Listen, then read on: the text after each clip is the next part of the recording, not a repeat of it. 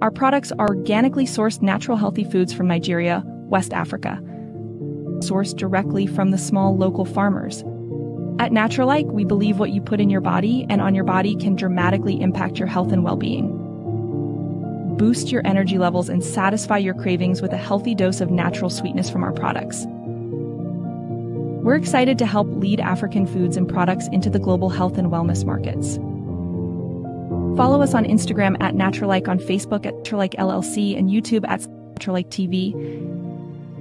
These organically sourced foods are available at our Amazon store, amazon.com/Naturalike. Email us at naturalikeproducts@gmail.com.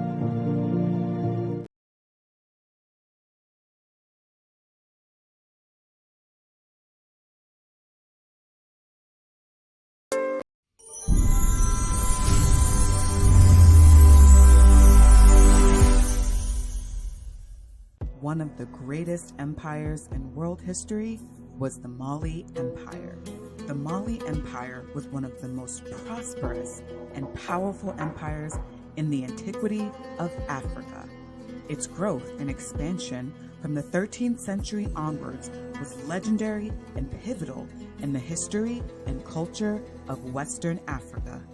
The Mali Empire Volume 1, from author J.P. Martin, available on Amazon, is a book which provides the full historical record of the Mali Empire.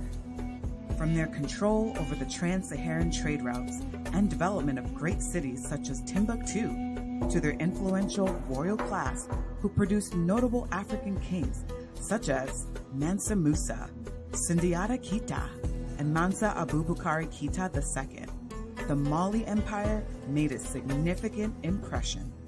This book is perfect for anyone interested in learning more about the history of Western Africa.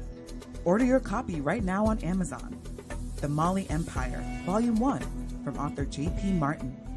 Go to Amazon.com and get your copy today.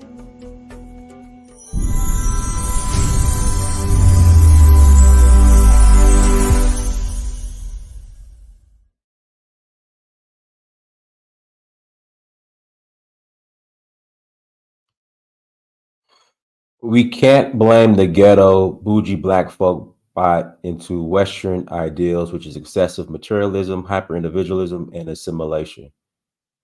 Huh?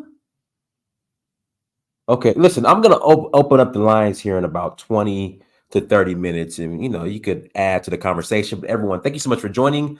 Like, share, subscribe.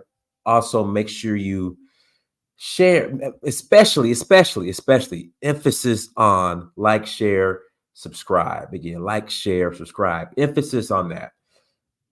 Let's may have a couple of announcements. I kind of want to put the link in the chat room now, but before we do that, have a couple of announcements.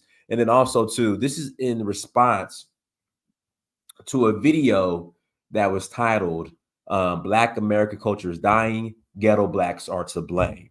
Now, when we play this video, all right, and we listen to this sister and her opinion on why Black American culture is dying, guys, don't come in here being emotional.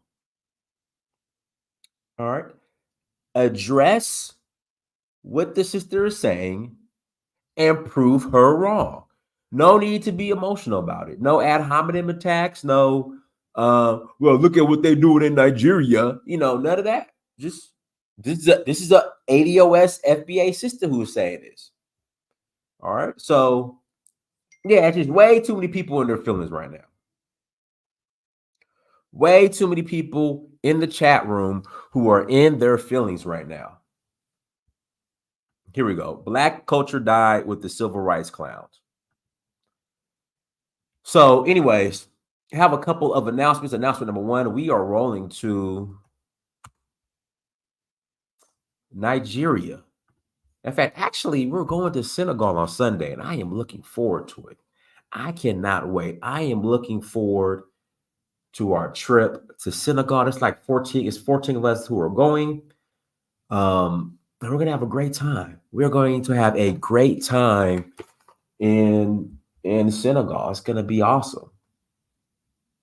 It's going to be awesome. I cannot wait. I'm excited. I am definitely Excited, everyone. Glad she's of Black American descent, or she will be referred to as a tether. Right, correct. So you guys can't call her a tether. Okay. So please visit donfo.africa. Please visit donfo.africa to learn more. Again, please visit donfo.africa to learn more. August 4th through the 13th, August 4th through the 13th, we will be in Nigeria for the Oshun Festival. Again, for the Oshun Festival, we will be in Nigeria. We're going to have a great time. And Nigeria is such a great country. I love Nigeria. I absolutely love Nigeria. Guys, come and experience Nigeria. Do not listen to these negative stereotypes and hit pieces and propaganda that's out there on Nigeria. I'm not saying Nigeria is perfect. It's far, trust me, it is far from perfect. But it's a great country. I love Nigeria. Listen, this is what I experience when I'm in Nigeria. So I like to get up in the mornings. I work out. I run. So when I'm in Nigeria, I get up every morning and I go for a run, like a 2-mile, 3-mile run. And when I'm running, right, when I'm in the streets of Lagos, whether I'm in Ikeja or Victoria Island, wherever I'm at, when I'm out running, like people will get out of my way. Listen, people will get out of my way and they'll bow and they'll say, "Well done, sir. Well done, sir. Well done, sir. Well done, sir." That's what they do. They get out, they move out the way, and they say, "Well done, sir." When I'm in Osogbo, when I'm in Lagos, I absolutely love. Diners, get to the topic so all these dudes can come up and defend Black American degeneracy. We're gonna get there. We're gonna get there. We're gonna get there. They say, "Well done, sir. Well done, sir." So Nigeria in August, and we're rolling to Zanzibar in September 22nd through October 1st, September 22nd through October 1st. You guys are more than welcome to join us. We will love to have you all for Nigeria. We have 4 spots left. For Zanzibar, there are three spots left. So if you want to come, visit Donfo, DANFO .Africa. Again, please visit Donfo, DANFO .Africa.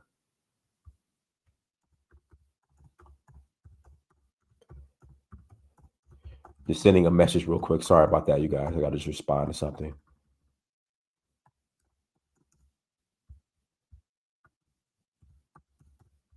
It's being rebranded, so it will be down for another month. But all of the info for the travel experiences can be found at Donfo. Oh, hold on. Let me plug up my laptop, guys. It's about to go dead. Hold on. Donfo. It's about to go dead. Let me plug this in. There we go. Donfo.Africa. Okay. Bam. We good for that. Okay. So there we go. So let's jump into today's topic. And I want to give this disclaimer first before we get started. All right. We have all played a role, either directly or indirectly, when it comes to the dysfunction in the Black American community, the Black community, when it comes to the destruction of Black culture. We have all played a role, either directly or indirectly. Okay, so let me get that out. Let me put that out there first. Okay, no one's perfect. But the video I'm about to play, this lady, she has a great point. And we gotta get out of our feelings. See, like you're proving Brandon right. Both people with no toilets talk down on foundational Black Americans. See, that's the thing. And like I would be considered a foundational Black American, which is interesting. Like like per your guys' definition of ADOS and FBA, I'm ADOS and FBA. Per your guys' definition of ADOS and FBA, the video I'm about to play of the young lady is ADOS or FBA. See, a lot of us aren't with the BS. And we see what's going on and we see how this is going to end. And so sometimes we have to put our egos to the side. I know a lot of, we had Nakmeezy on yesterday. Nakmeezy, he considers himself to be the premium Black. Again, he considers himself to be the premium Black. He says Black Americans are the premium Blacks of the world. So I know a lot of you guys have this ego and you don't want to deal with truth on how do we go from Booker T. Washington, and if you guys look at the thumbnail, that's Booker T. Washington, that's Garrett Morgan, George Washington Carver. How do we go from that in regards to being the face of the Black community to leading the Black community to being the thought leaders of the Black community to Sexy Red?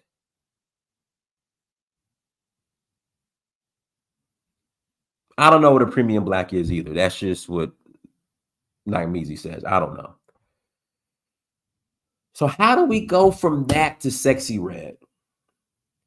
How do we go from that? Martin Delaney, who was an advisor to Abraham Lincoln.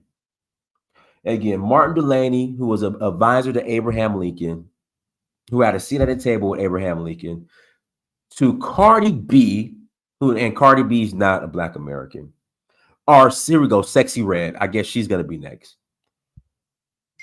Having a seat at the table with the President of the United States.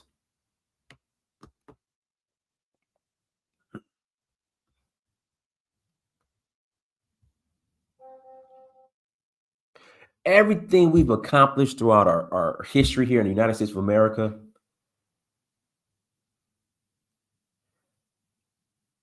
I mean, if you look at videos of the Black community, and we had a great point. Prior to integration, if you look at the Black community, the videos, who we were and what we stood for, and look at now, excuse me, we got to have these tough conversations. But you guys want to get all in your feelings. So we're going to jump into this video right now. And this proves my point. And I bring this up all the time. When I'm in Africa, when I first started going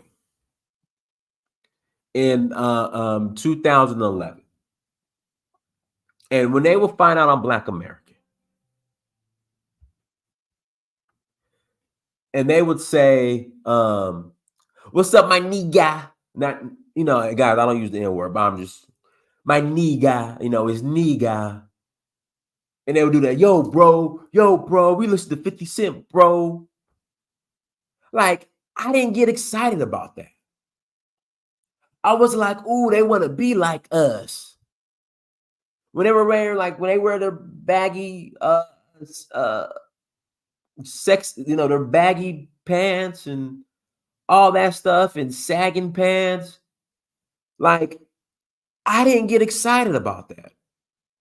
But there are so many Black Americans, when they see Africans and other groups of people who are portraying and acting out the dysfunction of our Black society, you guys get so excited about that. I'm like, why? You guys are so excited about hip hop. Hip hop is dead. It's gone. When I see other groups of people portraying hip hop, I don't get excited about that because I know hip hop is gone. It's dead. Hip hop is dead. So I don't get excited about that stuff. But for some reason, when other groups of people act out the most dysfunctional portion or or people of Black society, when they act that out and portray that, some of you guys get so excited about it. I'm like, why? From everything that we came from, hip hop is dead. If you guys consider this trash hip hop, then I guess you're right. It's live and well. How do Black men go from hardworking men with integrity to gang banging bums and parasites? How do we get there? Let's talk about that part too. Who said anything about women? See, you guys are just in your feelings. But Ruby, you are more than welcome to call in. I'm gonna put the link in the chat room, and you are more than welcome to call in.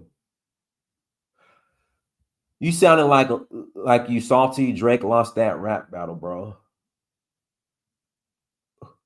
Why are you guys deflecting? Who cares about white Indians and Caribbeans?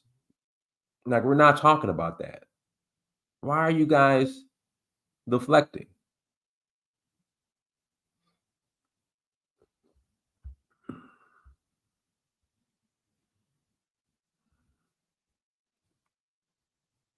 But anyway, let's get into this video. But yeah, I don't get excited. Like when they portray the dysfunctional part of Black society, or the dysfunctional demographic of Black society, and I disagree with that too. All the Black men I know are hardworking. I don't associate with deadly clowns who gangbang. So I don't know what you're talking about, Ruby. But you're more than welcome to call in when I put the link in the chat room, and you could show whatever you want that proves your point. You're more than welcome to. I have no problem with that. But let's get into this video.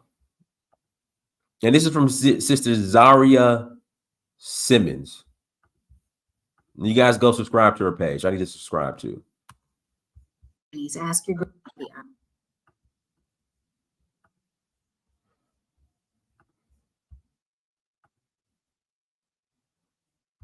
So this is from Zaria Simmons. Guys, make sure you go subscribe to her page. Here is my little 2 cents that nobody asked for. I am sick of seeing Black Americans in the media, on social media, in the news, doing crime, walking around next to naked, the women, the men perpetuating gang violence, substance abuse. The absolute worst of our community is oversaturating the media, even though they make up a small percentage of all of Black Americans. The decay of our morality within Black communities has been slowly declining over the past 20 years, and no one is talking about it. No one is saying anything about it or trying to address it. And if you do, you are often told that you're policing Black bodies. If you say Black women, stop getting on the internet and in the media, twerking, walking around with little clothes on. People tell you that you're policing bodies, policing Black bodies, or it's respectability politics. If you are Black and you speak your piece on what we're seeing in the media, if you don't like seeing the low morality that is often portrayed about the Black community in the media, from the trap music to the Black women twerking in music videos and all over social media, the Sukihanas and the Sexy Reds of the world. If you are Black and you take issue with it and you talk about it, you are usually called bourgeois, sedity, uppity. It's respectability politics. You're policing Black bodies. See, the way you guys responded to this video from the onset, you're proving her point right. You guys are proving her point right already. From reading the comments in the chat room, you're proving her point right.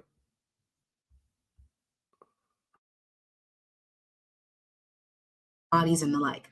And it's like, no, I'm Black too. And as such, This being my ethnic culture as well, I have a right to have something to say about what I'm seeing going on. Your average Black American is a middle class, working class, blue collar Jane and Joe. The ghetto subculture, Black ghetto subculture that we see often portrayed and over inundated and oversaturating the media, those Black Americans make up a tiny, tiny percentage of Black Americans as a whole. But somehow they're in the media, overcompensating in the media, oversaturating the media. I know I don't just speak for myself when I say that I'm sick of seeing it, that it's gross, that it is destroying what Black culture actually is. It's co-opting Black culture as a whole and making it seem as though all of Black culture is ghetto subculture. I'm not the only Black American who takes issue with it. Because like I said, majority of Black America is middle class, not in the ghettos, not out here perpetuating gang violence, promiscuity, and everything else. And I don't care if you claim it's respectability politics. I guess so be it. Because this is gross. It's getting really gross out here how blatantly disrespectful and low class we're acting on social media and in the media, on the internet, on TV. And you can claim that this is someone else's set of moral standards, but no, it isn't. It isn't. Look at Black America in the 50s, in the 60s. Our moral standards back then drastically different from what we have today, or what we're convincing ourselves is a moral standard today. Every racial group on the face of the planet has their own ghetto subculture within their respective racial and ethnic groups. This is the case for everybody, everywhere: white people, Asian people, Mexican people, you name it. The difference is that those racial groups and those ethnic groups do not allow their ghetto subculture to co-opt the entire culture as a whole and to represent the entire culture as a whole. They don't allow it. Everybody else within that respective ethnic group or cultural group or racial group has a right to say how they want to see themselves represented in the media, what they want to see and what they don't want to see, who gets to speak for them and who does not.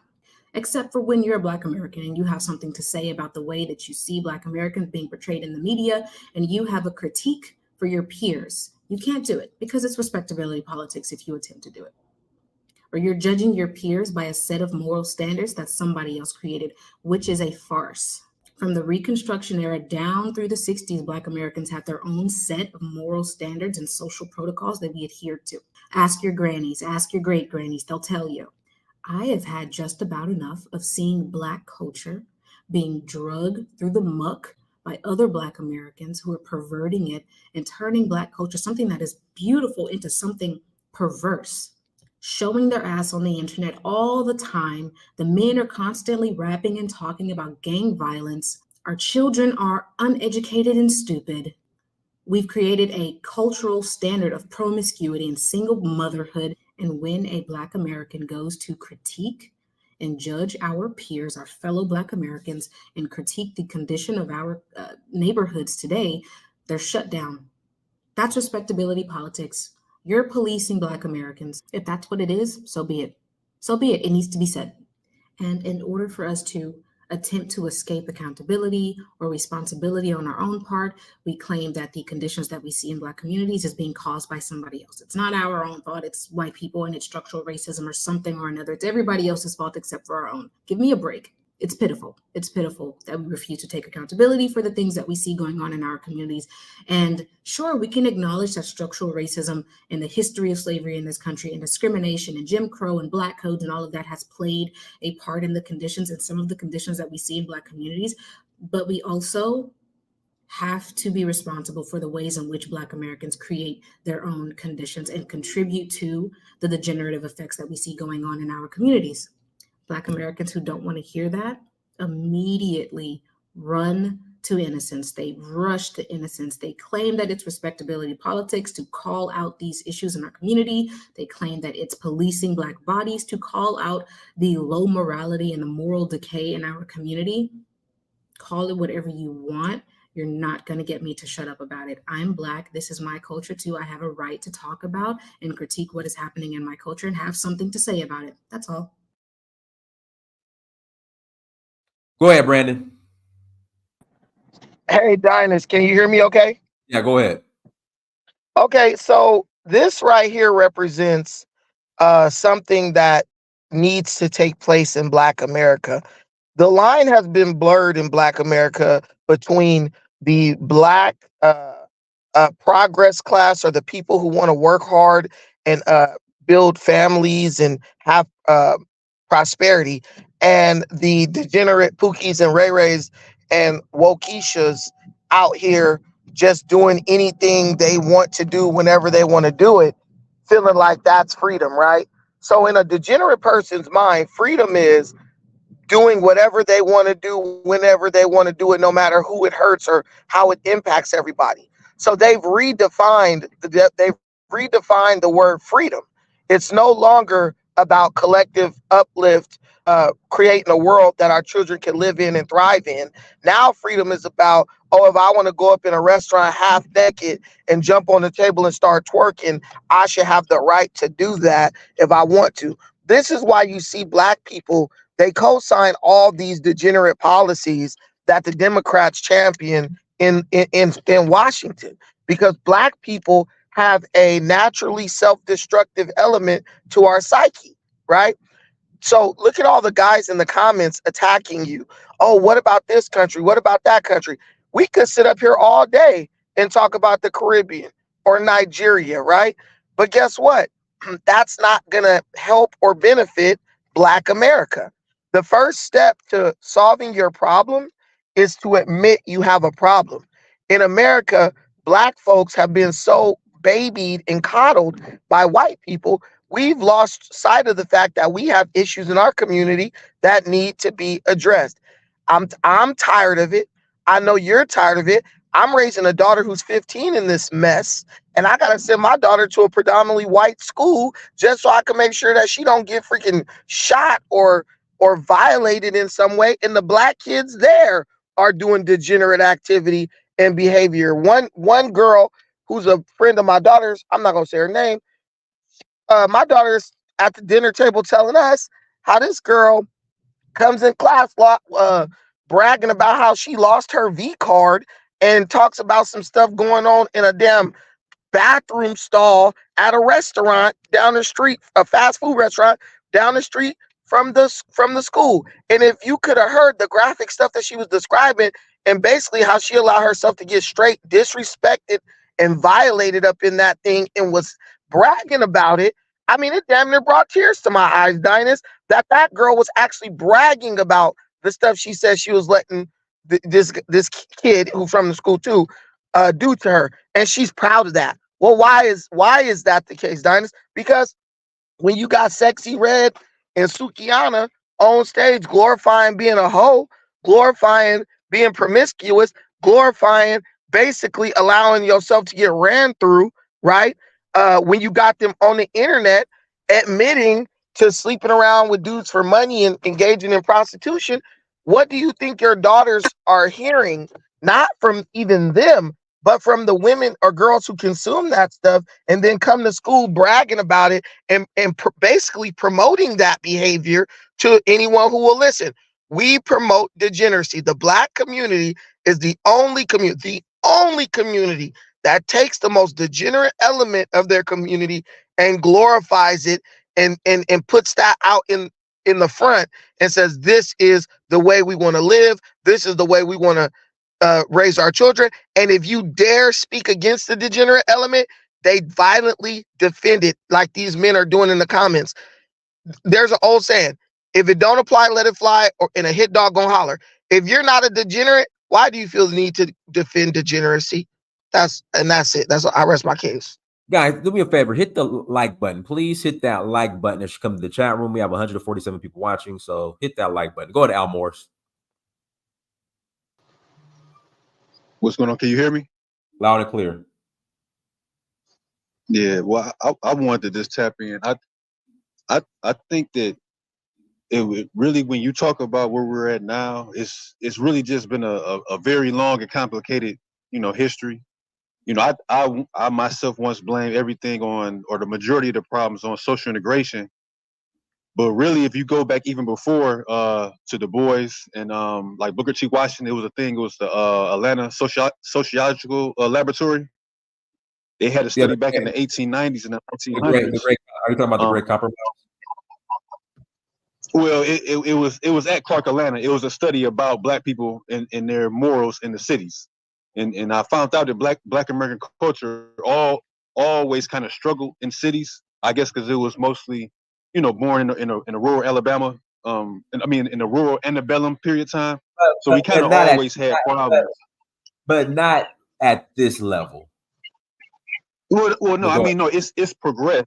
I'm saying, yeah, it has progressed, but I'm saying that if you look historically, we were always you always had the better way of life in the rural South. As far as if you look at that study at that time, and I think Mhm. like a lot of people who kind of talk about social integration, they talk about it from an economic point, but they don't really understand that if you look at Black Americans at that time, you had a host of leaders, and for the most part, your leaders were rooted in the church, rooted in the NBC and the Methodist Church, AME, and all this type of stuff, and it was heavily based around a strong moral foundation. Once Martin Luther King and his civil rights all stars, once they moved the Black church into a liberation theology or a social theology, you kind of watered all that down to the personal responsibility and the morals and values that those generations held, and you moved it into what can be done for you, and you took away a lot of that.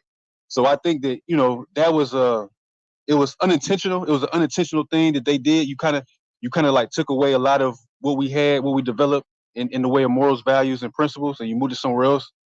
And then once we moved to the cities and you moved into, you got away from the church, you took away our backbone and our foundation morally, and the hip hop came, and people, they still disagree with her. See Dolores Tucker.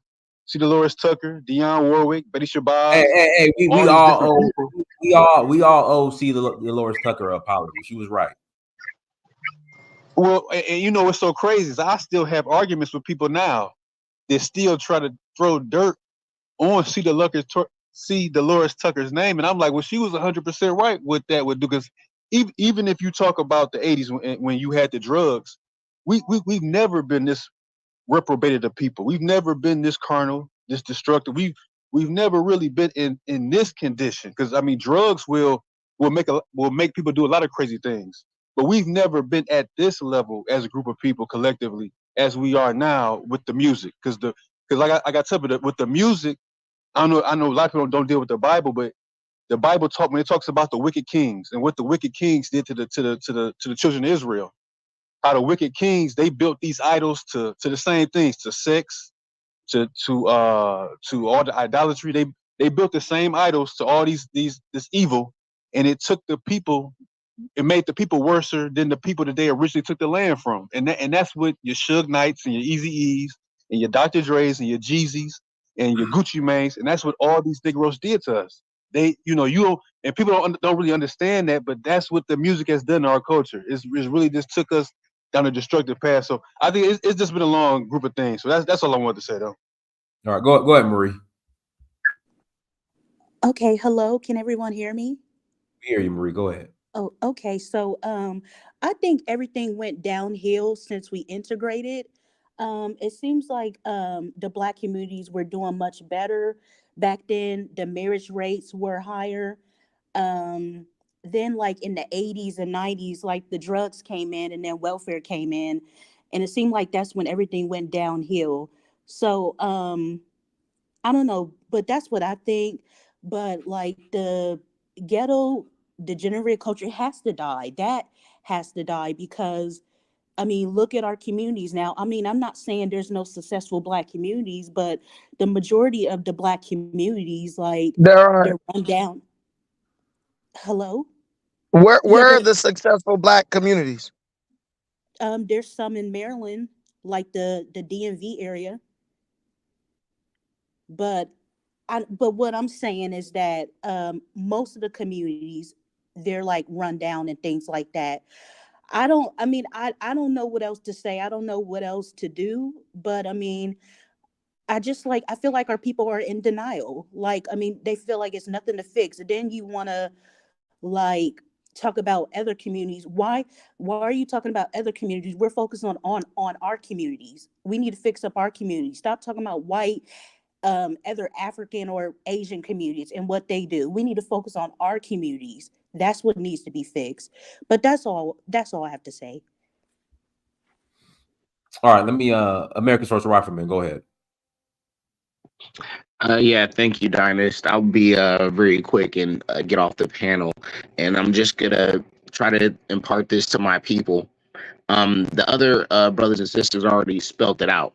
Right now, just like those degenerate and hate-filled FBA people talking about we need to delineate from all these other black folks, we already know how we need to delineate. I understand people are economically tied down to their local area or whatever, but at the same time, digitally, black people are clicking up. We're finding our Pan-African spaces and all that. We need to be delineating to those spaces. If there's a group of people that are black that you like, that you get along with, consider moving over there if you have the means to do so. If you can transfer your skills over to a different part of the country, but this is what black folks need to start doing. I understand, and I'm guilty of this too, is talking about, oh, don't go to the ghetto, don't be around them, whatever. And I don't. I live predominantly around white folks, but I don't mind living around black folks. I do live around black folks, but it's just that we have to be around people that just don't, like Brendan said, they don't believe freedom is the freedom to be a degenerate.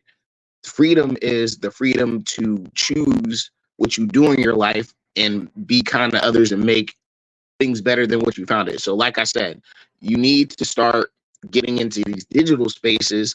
I'm going on a trip in November to Kenya with other black men.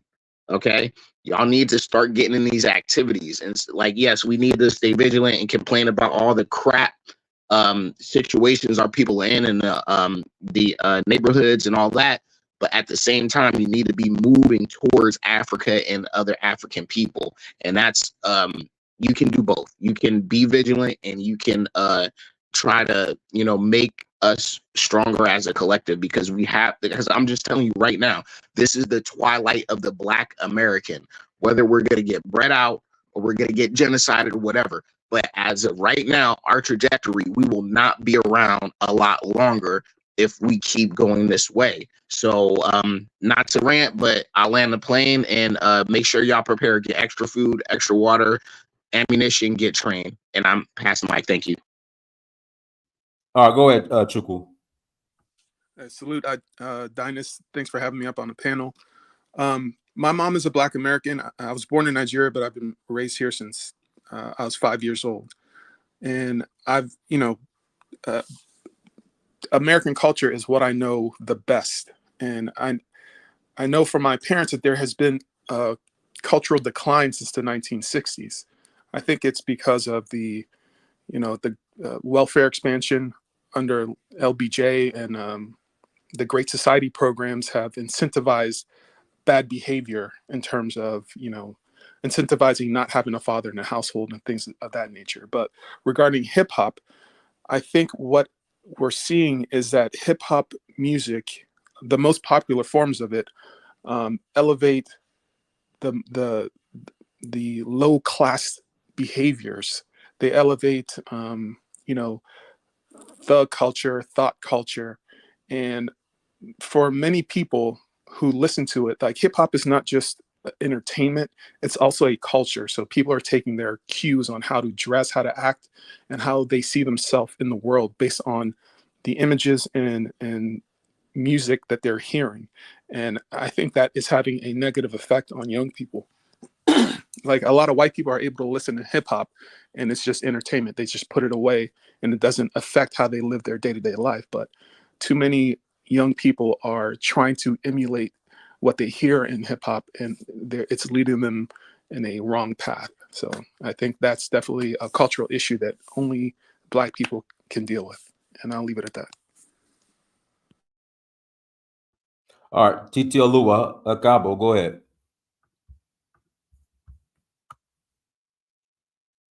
Titi How Olua. you doing? I'm Yeah, I'm fine. good. How you doing? Yeah, I can see where you're coming from, and from someone that I grew up in, actually, Brick City. Anyone that is aware of Newark, it's called Brick City. I grew up there. I came to America when I was around 10, going on 11. So growing up actually I moved to Irvington. If anyone know New Jersey, you know where Irvington is. And while living in Irvington is a very small community. And I always say I don't know how lucky I was, but I'm so grateful and lucky enough to be around a lot of African. My exposure to African Americans was or is when I'm actually in school. Okay, I'm surrounded by mostly African American, and then when I was done with elementary school, because they put me back, I had to actually go to a middle school full of Hispanics. And why am I saying this? Is because when I got to a school full of Hispanics, I saw a difference. Okay, I saw a difference between being in a school that is African American, independent, kind of sort of in a way, before it actually got, I would say, corrupt by the government. Risington, I remember the school so well. Risington Children's School was very, very good school with a high populated of African American kids. Okay, that was my elementary school. And I was exposed to different culture and learning different things as an individual. And I saw how these kids were. They were innocent. They were just like me, innocent. I don't know a lot. Okay, I was kind of ignorant in a lot of things because, of course, Nigeria, we are kind of kept in a bubble. But being in America, a lot of my classmates were exposed a lot more than I was. Okay, and certain things they'll be saying I would not understand. My point was, and the teachers that were teaching were mostly African Americans, and I felt safe. I only had maybe a couple Caucasianite teachers, but I felt safe. I felt comfortable around my classmate. My classmate, actually, we were all learning really, really well. Okay. Then when you now, my friends are here talking about BET, etc., but I have no idea what BET is. So being a newbie in America, so to me, I'm just like, okay, I'll see them singing some song. I have no idea what it is. But then when I look at my classmate, they are doing extremely well, being taught by African American teachers. You know, African American teacher, anyone that have an African American teacher, you know, they are just like African mothers. They are on you with African kids, okay? With African American kids. Then when I went to a middle school full of a couple African American kids and a lot of Hispanics, I also saw the disparities. Guess what? And the teachers in the school were mostly Hispanics. Ain't that interesting? And this is Arlington. And the Hispanics that were teaching these kids, mind you, when I was in elementary school, I was learning really well. But when I got to middle school, it got really downhill as well for me. Because I have to also remember, like I always say, they see my color.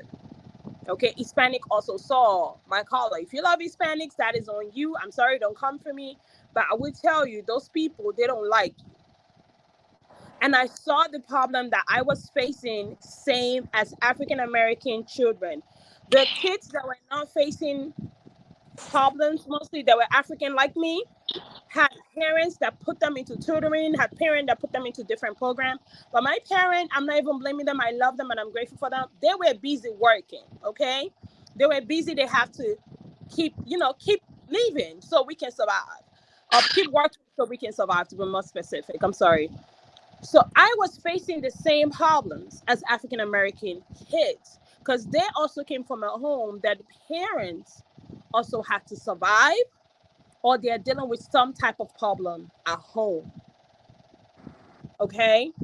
And these teachers, the same care that I had when I was in elementary school is not the same that I had when I was in middle school. But I can see that care being given to Hispanic children because the teachers were Hispanics. I was in ESL, and anyone that knows what ESL is, and they already told me I'm supposed to be out of ESL because I can speak really well. I was doing okay, really well in school. In middle school, I was doing okay, but I know I was facing some issues. But they didn't take me out, all because, like I said, I'm the African kid. But they took every other Hispanic kid out. They were not at the same level as I was. I was facing problem as an African kid and African American as they see me as when it comes to the Hispanics, because that's what they categorize me as. Okay, but I cannot relate my experience to what some African American students were dealing with at home. Some of the people that I made friends with when I was in middle school, they do talk to me and I do understand. But then now let's move to Newark. I went to Newark for high school, okay? When I went to Newark for high school, a lot of things I was also exposed to that I could never in my life imagine, that I was never exposed to as a young child, that kids in my age group, mind you, are 13, 14 getting pregnant. And that is like ninth grade, okay? I did my ninth grade in Irvington High School, then went to Newark High School. TTLU, I need to pass the mic, but if you could. Oh, I'm so sorry. I'm going to be yeah. quick. I promise. I will end. I'm going to be quick. Okay. So, okay, give me a hug, baby. So my point is just that a lot is going on in the African American community that we have to deal with as a population, as a population. And when dealing with that, we cannot be accusing anyone else. Like someone said, we need to take up the responsibility. So let's start with taking up the responsibility of being a community and being able to trust each other in that community. And I believe from there, we can work our way up to hopefully exterminating the music and all these things that are programming the kids' head. Okay? I'm going to stop there. All right, go ahead, Cosmic. All right. Just a minute. Hello, can you hear me? Can you guys hear me? Yes. We can't hear you. Okay. Look at this is my own philosophy. There is no Black America or diaspora without Africa. There is nothing in America that Black Americans want to have for themselves that it's not already being dominated by every other race. The only thing Black America can do is to leverage their birthright, which is Africa. America is your legacy. Africa is your birthright. The best thing you can do is to leverage your birthright with your legacy, which is creating your own world in Africa, and what that might be, transporting it back here to America and bringing it back to Africa, just going back and forth. That's the best way. The best thing Black America can do is to create an economy for itself. Everybody, your white man who is oppressing you is coming to Africa to get your natural resources. The Chinese man, we're not being oppressed in 2024. But you get my point, right? Everybody who has a leverage over Black Americans, right? The reason why they have a leverage over Black America is because most of them go to Africa to get their natural resources and things like that. Why can't Black America do the same thing? Nobody is stopping anybody in Black America today, right? Black Americans have the freedom to go anywhere they want to go to. Why not go establish your own kingdom? Buy 100 acres of land, 1,000 acres of land somewhere in Africa, create an industry and connect Black America and the rest of the diaspora to that industry and make your profit. And I also think that one of the things that Black America should do is also join maybe the African Union or the Pan-African Congress. Why is Black America not doing that? Because honestly, what we seek as a people is power. There's no doubt about that. We just might be scared to say it, but what we are looking for is power. The power to control our own destiny. And if Black America wants to control its destiny, it must fashion it around its birthright, which is Africa. I rest my case. Go ahead, Festus. Hello, good afternoon, everyone. So I'm going to speak from my own point of view. So growing up in Nigeria, I used to have this tutor. It was actually Ghanaian. And there was a day I was singing this 50 Cent rap song, and this Ghanaian tutor of mine told me, why am I singing this ghetto song? You know, the white man is building Africa, the white man is building America, and the black man is destroying it. That was a very ignorant statement. But every time we would come to the US on summer holiday, you know, my mom enjoys watching Maury and Jerry Springer. and it had a bad portrayal of black people in the sense that, baby mama issues, you don't know who the dad is and whatnot. And it's easy for some to get lost in that narrative. But the older I started to get, I read a lot and I started to understand, the roles that the US government has played in race issues in the US. For instance, the prison system, we cannot ignore that. Look at what Bill Clinton, Ronald Reagan, and all the presidents they've all done. So you have more black men in prison than they are with college degrees. And even drugs that's been pushed in a black neighborhood. So there is this, I don't want to say conspiracy against black folks, but I would say some part of the blame will be put on to the US government. And I'm not taking blames away from the people themselves too, because no one's gonna help you. We all have to help ourselves. Yeah, you are.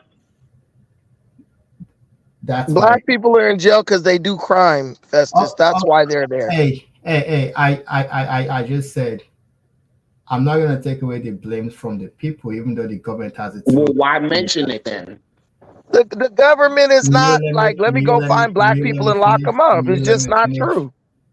Will you let me finish, please? I don't interrupt you, so don't interrupt me, please. I know, but we don't want you to say BS like that. That's really crazy. It's not BS. It's not BS. Hit a man out. But there was a research that was done in Harvard. I worked at UT MBA program, and one of my professors then showed me about this research about the spending power of African Americans. So if African Americans were their own country, they will be in the top 10 richest country. I think 6. We'd be the poorest country in the world. Let me finish, please. This was a research done. So the spending power amongst Black Americans, it's about 2.8 trillion US. Professor, real quick, can you expand and explain what exactly spending power means? The money that's being spent in the Black community, like how much that we have that we spend. If you do like an account of that, but then you also break that down what we spend it on. So we mostly spend that on alcohol. We spend that on beauty stores that's owned by Asians. So if we spend our money within the Black community, that's going to enhance our own wealth. But instead, we tend to spend. You mean the money that we get from white people? Well, yeah, that's true. But we also spend it at white businesses or Asian businesses. You mean the natural resources white people get from us for free? I'm not disputing those facts. I'm not disputing those facts. Yes, they do still. I'm not talking to you, bro. I'm talking to Brandon. Okay. Yeah, but what I'm saying is if we have our own restaurants, our own grocery stores, a lot of the money that we earn will be kept in our community, just like the Jews do. So Jewish money don't always leave the community because they spend it amongst themselves. And if you spend money within yourself, where businesses have money and they can have a lot of money to spend on their kids going to college, that's going to be different from you spending eating at McDonald's and all these other white established businesses. Man, this narrative is getting this narrative is tired, bro. I'm almost done. You've been on too many Black YouTube channels, bro. You're literally regurgitating bullshit. That's fine. You're not saying anything original. You're saying the regurgitated crap that it's all bull crap.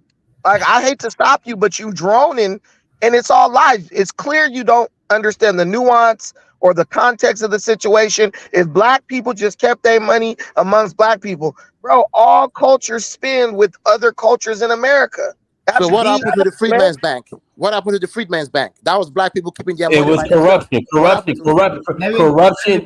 Let me. I'll tell you right now. The U.S. government confiscated it. One mic. Corruption killed the Freedman's Bank. No, it was confiscated by the U.S. Just like corruption, because of corruption within the bank. Just like corruption kills African countries, corruption by Black people done to other Black people.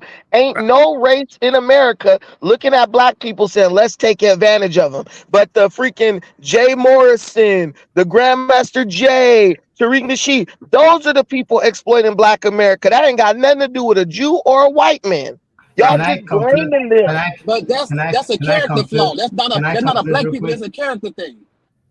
That ain't no And I character thing. That's a black person operating maliciously against you because you a fool and gullible and falling for everything that he tell you. That's it. Black people are intellectually dishonest in a malicious, self-destructive way. And there are people who know that and they exploit that about us. They know that we're looking for Your somebody to comment is blame. malicious and let me let, self-destruction. let me finish Your real comment is quick, that. and then I'm gonna I'll let the brother pass the finish. mic to someone else.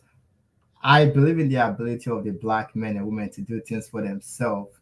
If there is no interruption by someone else, some other group, I'm not gonna sit here and hate my own people, black Africans or black Americans. I'm not gonna do that.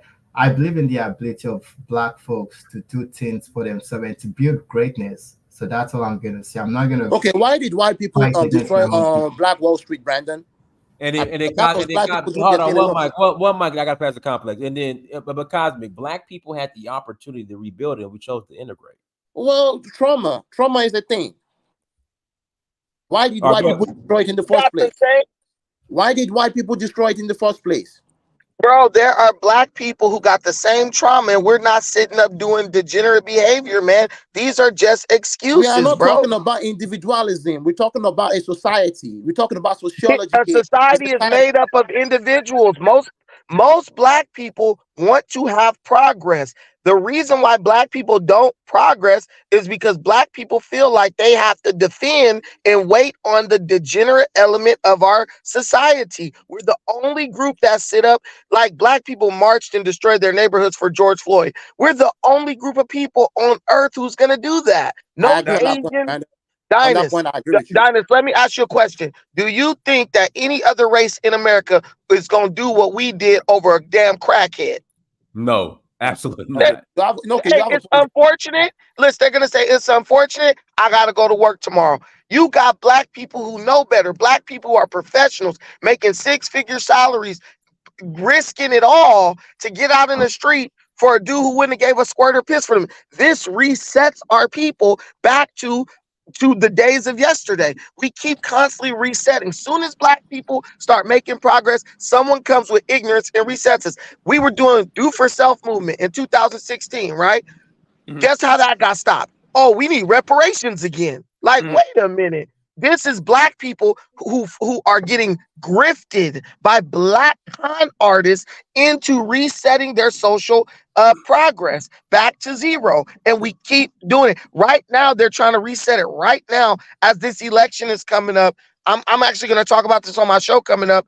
Literally, you got Bowman talking about a $14 trillion reparations bill that he knows not going to happen, but he's bringing up right in before election time, right as Donald Trump seems like he's going to end up beating all these cases they got against him.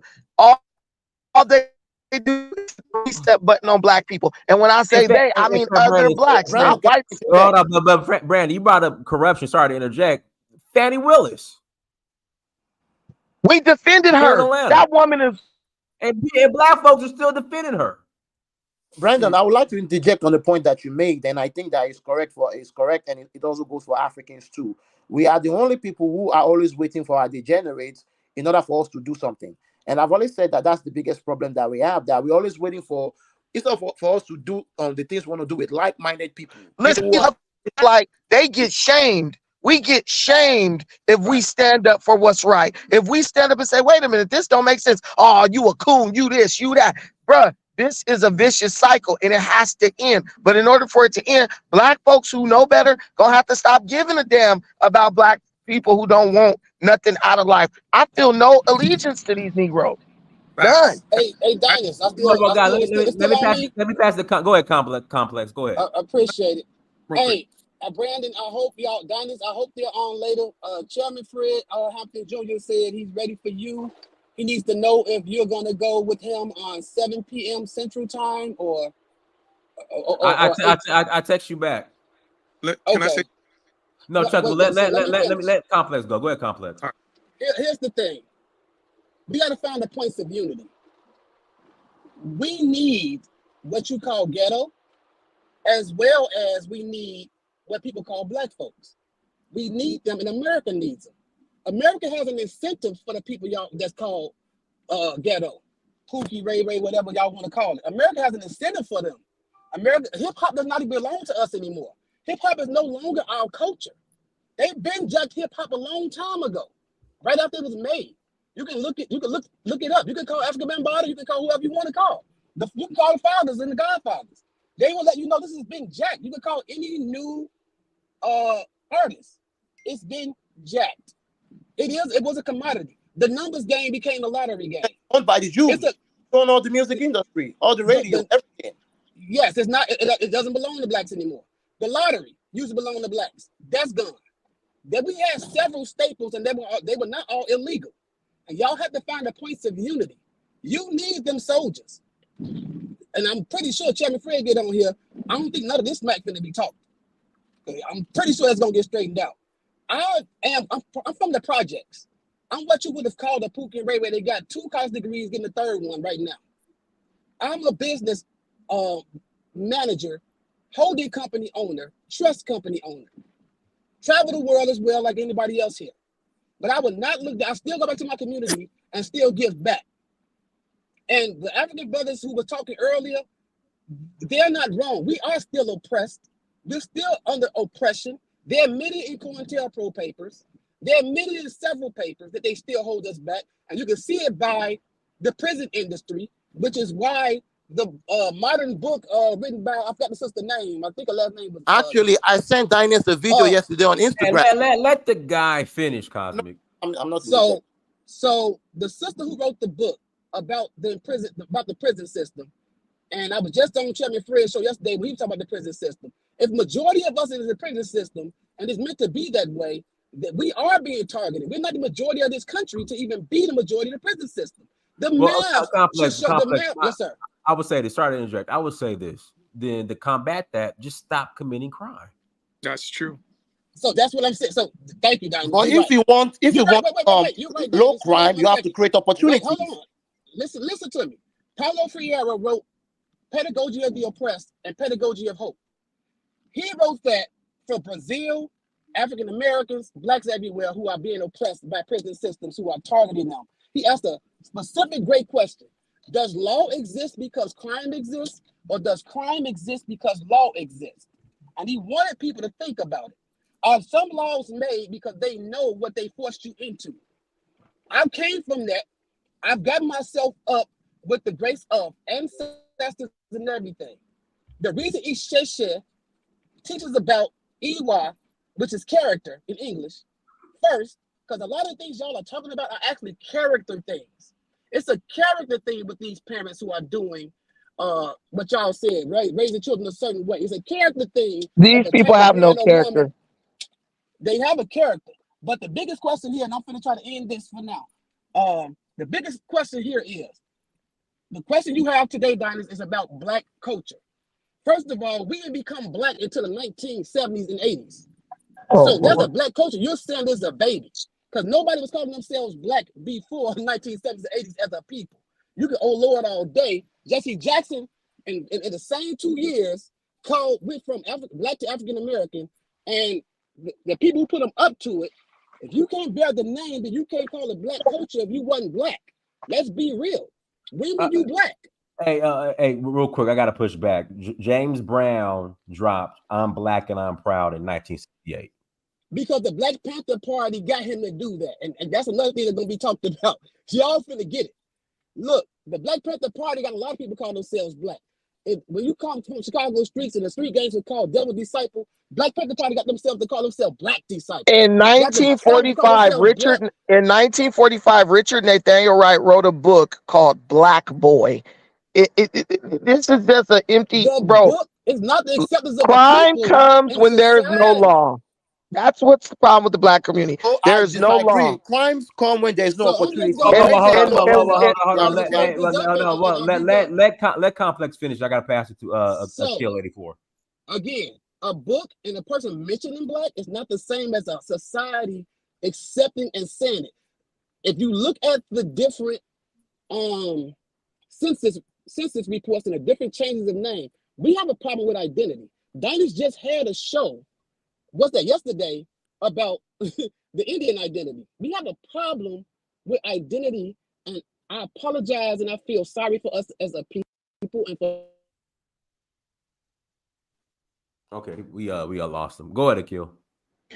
Peace, Darnies, peace to everyone But on this the identity panel. thing is hurt. Hey, This Complex, identity thing is you had hurtful. Complex. We had lost you for like 30 seconds. Yeah, it went out. Oh, But let me pass. my Let me bad. But let me read. I'm closing it up. I Let me identity is read. an issue. I got you. Let me read these super chats. I'm passing the kill. Black America needs us to stay here. Shout out to Brandon for the $5 holla. Black America needs us to stay here so their homosexual, drug addicted children and grandchildren will have someone to rob, delete, and blame for everything.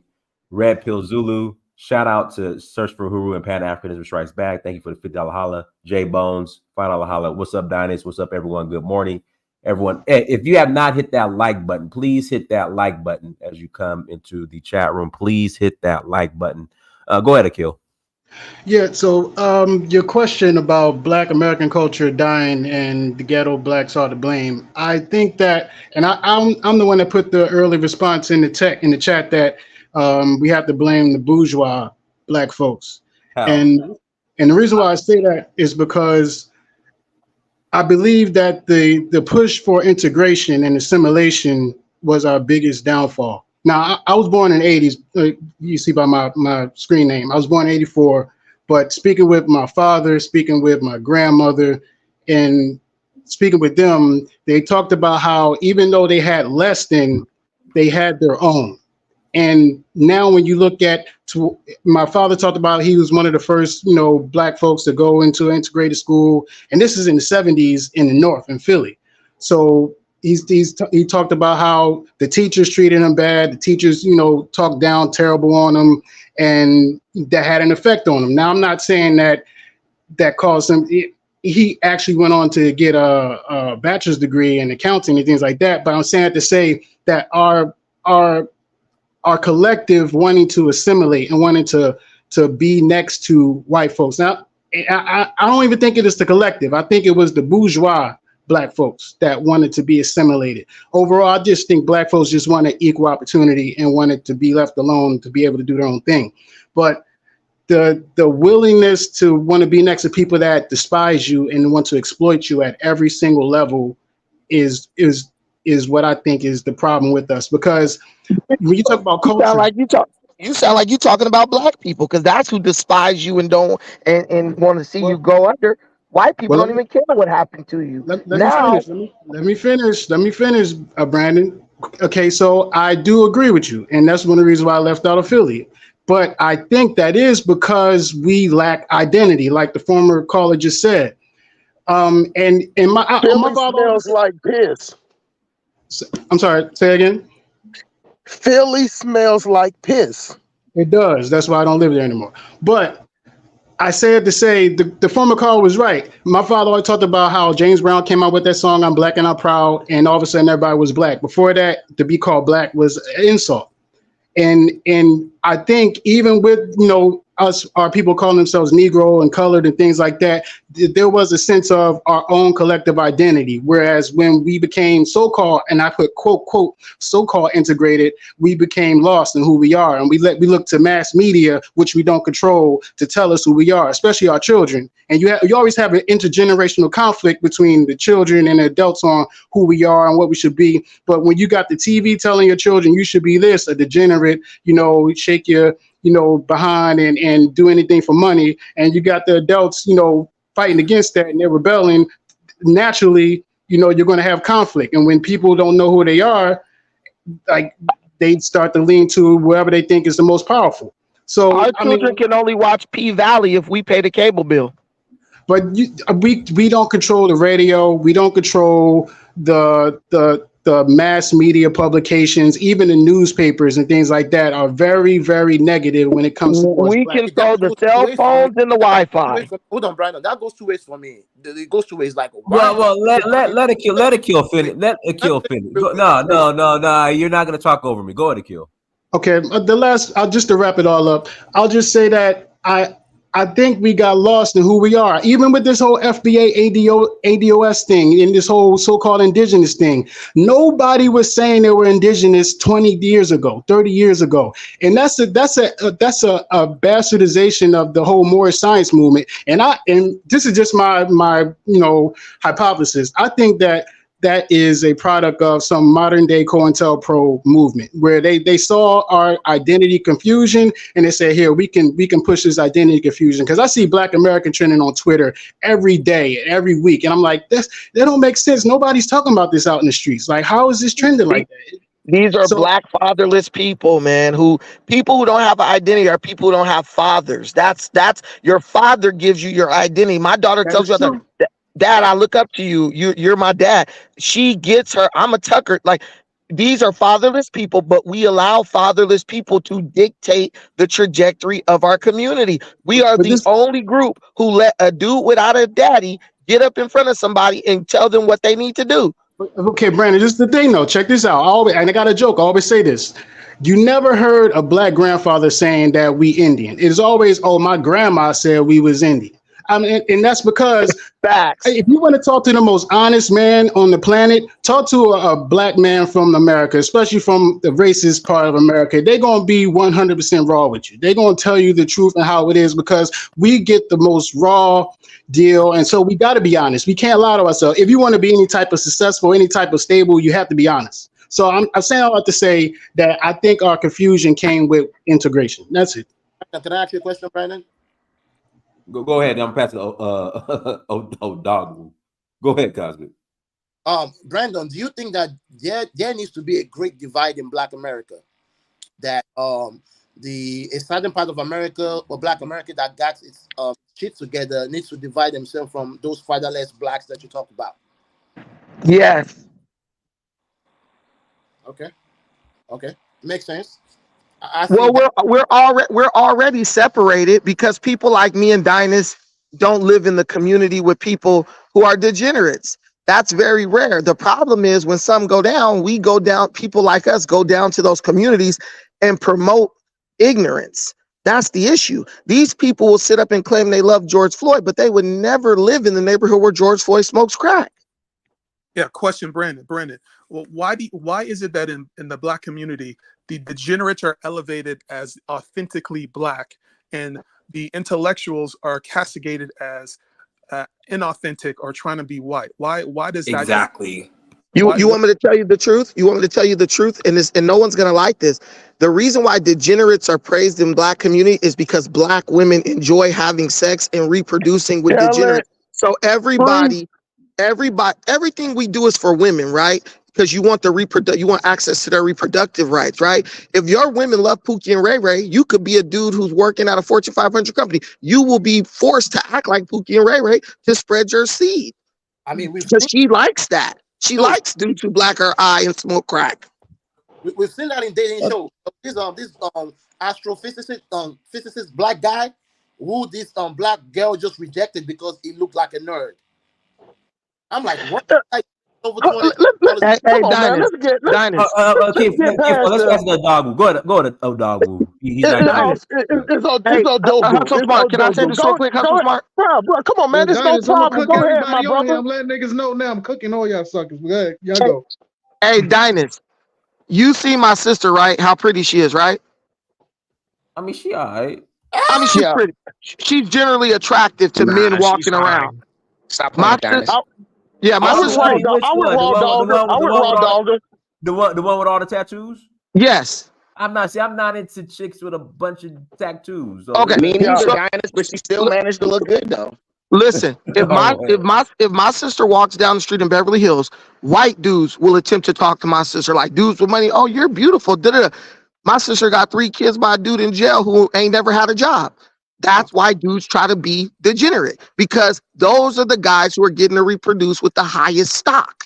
So that's why you got these dudes who are wearing a suit working at a Fortune 500 company talking about, yeah, man, I'm from 125 in Broadway trying to act tough. This is all it is. All right, dog, we'll go ahead. He's got a point on that. Okay, man. First thing first, man. No sense. Let's go. First thing first, man. We got all these emotional dudes up here that acting like the hoes that raised them, that can't even have a simple conversation. You get what I'm saying? This is why the black women take the lead, because you have grown ass men that sit up here that can't even hold all that estrogen in their system to sit up and have a conversation with each other without interrupting, thinking that their point is better than the next person's point. It's cool to interject. You know what I'm saying? It's a difference between interject and interrupting. If you interject your point, you know what I'm saying, to add on to what the person said, then you back off and let the person just have it. But blatantly just hollering out shit like you a cheerleader, or hollering out some shit like you a wig weed wearing wild hyena hood rat in church, praising the rich black man reading scriptures. You know what I'm saying? It doesn't even make no sense. So it's no reason for black women to get behind us, because they see that the way black men are. The only thing that black men are offering the community and black women are death, dick, and disaster. That's it. You get what I'm saying? That's why anytime a black man see a problem with a black woman, the first thing he offers like, who can I beat up? Who did something to you? What can I do? Now, if she sit up there and say, well, you know what? I'm trying to open up a business. You know what I'm saying? I need, no material and all that. The black man can't help her then. But if she sit up there and says somebody did her wrong, you know what I'm saying? Now the black man can show up and be like, who I need to kill, who I need to go to jail for the rest of my life.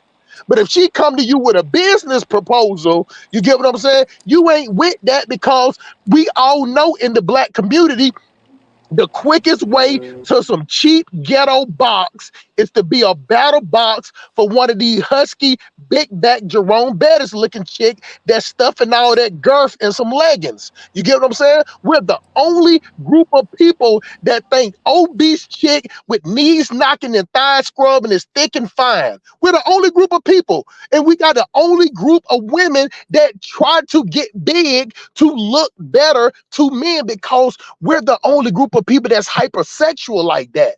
So exactly what Brandon is saying. I come from the gutter. I come from making homes. I come from Bankhead Court. I've been on the street since I was 14 years old. And I'm telling you, the ghetto she is, the finer she is, the low self-esteem she is looking out for the most degenerate dude that riding four-wheelers down the street, popping wheelies going down the street with no helmet. That's the one she gonna get a box to. That's the one she gonna let raw dog in the back of the Quick Trip gas station. But when you come to a guy that has substance, a guy that's in college, a guy that's running a business, that's the one she gonna try to get over on. Because even in our community, we look down on the people that are successful. You get what I'm saying? Even with me, even though people saw me sleeping out there on bus stops, see me out there putting in work, see me standing in the trap all day. But now I'm not doing all that. I'm not accepted in the hood no more. So the only thing that I can do when I go back in the hood is get these hood boogers some money. They don't accept me the same way. They don't want to listen to nothing that I say, because I'm not perpetuating that what's going on in the community. And I heard another brother said, well, why don't we go to Africa and buy 1,000 acres of land and start something else? Because most black people don't want to go to Africa, because Africa ain't got their shit together. When you got a country that's supposed to be a giant, far as Nigeria, and you only have electricity in certain areas, only rose goods in some areas, you get what I'm saying? In the water is not clean, and you having rolling blackouts, then you get 40, 50 miles out of the city, and the power structure, the water structure, and the sanitation structure is not there. Why in the hell black people, we're living high off the hog in America? We're the only group of people that's living high off the hog in America, complaining about America and going through our $50, $60, $100, $250,000 jobs and complaining about everything while we trying to move away from black people. Then we sit out there in our neighborhoods and sit up there and act like we care about social justice. I'm telling you straight up, I talk to them all day. Black people are social justice from the far end. They'll show up on a photo op. They'll show up when the cameras is going. So that's why you had things when you see a black person getting killed by the power structure, that boosts up media attention. when goddamn Tyrone and little hot sauce and little shorty puff puff kill each other, nothing is said. Not one word is said. You know what I'm saying? You can get that same black person that was hollering about George Floyd, I can't breathe, will be at the gas station and see 8 people trying to kill each other. They'll get in their car and ride off. You get what I'm saying? But let it be a police officer. Let it be somebody that's in power say something. Then all of a sudden we want, now we shall overcome, and now we crump for Christ and we want to march holding our hands. That's how ignorant we are. And I'm going to tell you something about the brother that was talking about the prison thing. Prison is a vessel. You get what I'm saying? Now, if you know for a fact in your community, and I will admit this one thing. Yes, when the police come to my neighborhoods, they serve. When they come into the black neighborhood, they're protecting. And they ain't protecting black people. They protecting black people from going out to other places. That's why you don't see black people going out to the rich people neighborhood, breaking into houses, busting out their windows, breaking the cars. You only see black people hurting black people. So that's why the police officer call. Hold on, man. Let me finish. I got to interject. It's my show though. It's my show. Go ahead. I got to interject. I got to push back on that one point. There was a big home invasion or crime spree in Buckhead. It was black folks going to Buckhead. Dynasty, you know I'm born and raised in Atlanta, bro. Buckhead ain't considered white no more. You get what I'm saying? It's just not considered that no more. The same way Lennox, you get what I'm saying? 10 or 20 years ago, you would never hear about nothing that go on at Lennox. Lennox right now is just like the West End Mall and Greenbrier Mall. You get what I'm saying? Hold on. That's what I'm finna say, Dynasty. Matter of fact, Lennox is worse than Greenbrier Mall. You'll get robbed coming out of Lennox Mall, which is in Buckhead, than you would do in Greenbrier, that's in the Swats, in the gutter. But where you get your gold teeth across the street at the flea market. That's what's going on, because black people are the only people that go around people that don't want you there, spend all their money, then go out there and act a fool. We do that. I go all over the world. I never see country, redneck, tobacco chewing, teeth missing, got overall wearing white people at the upscale malls. One thing that I notice about them when I go anywhere, especially when I was in prison, that's when I first realized how many black men that couldn't read, that educational level.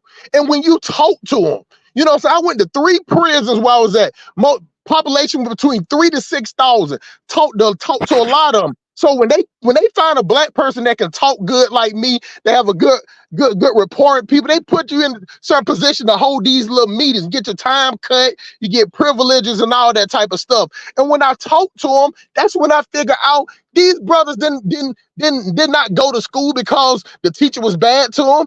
It was the way that what was circulating around the hood. It was easy to sit out there on the block and sell dope. It was easy to rob another black person. It was easy to be conniving and oppress your own people. If you put them on the thing, if you tell on me, I'm gonna kill you, I'm gonna kill your family, that type of thing. So therefore, the black people stayed in that area. But the craziest thing in the world, Dynasty, is when you talk to them after they got through oppressing their own people, after they got through robbing all their own people, if they got through selling poison to their own people, they took it to the white people. They took it to the white neighborhoods, the white malls, the white stores, spent the money, and then this is the craziest thing, and I'm gonna land the plane down this. When they come back in the hood wearing all those goods and services from white people, is another black person trying to kill them for it. So the cycle continues. So that's why I say we're doomed, because if you put all race of people on paper, take out the colorism, take out the pitch, just look at the black race on paper and put every other group of people, it is no reason that nobody would invest in the black community. All our stats is down. The only thing is up is the things that's killing us: abortion, murders, robberies.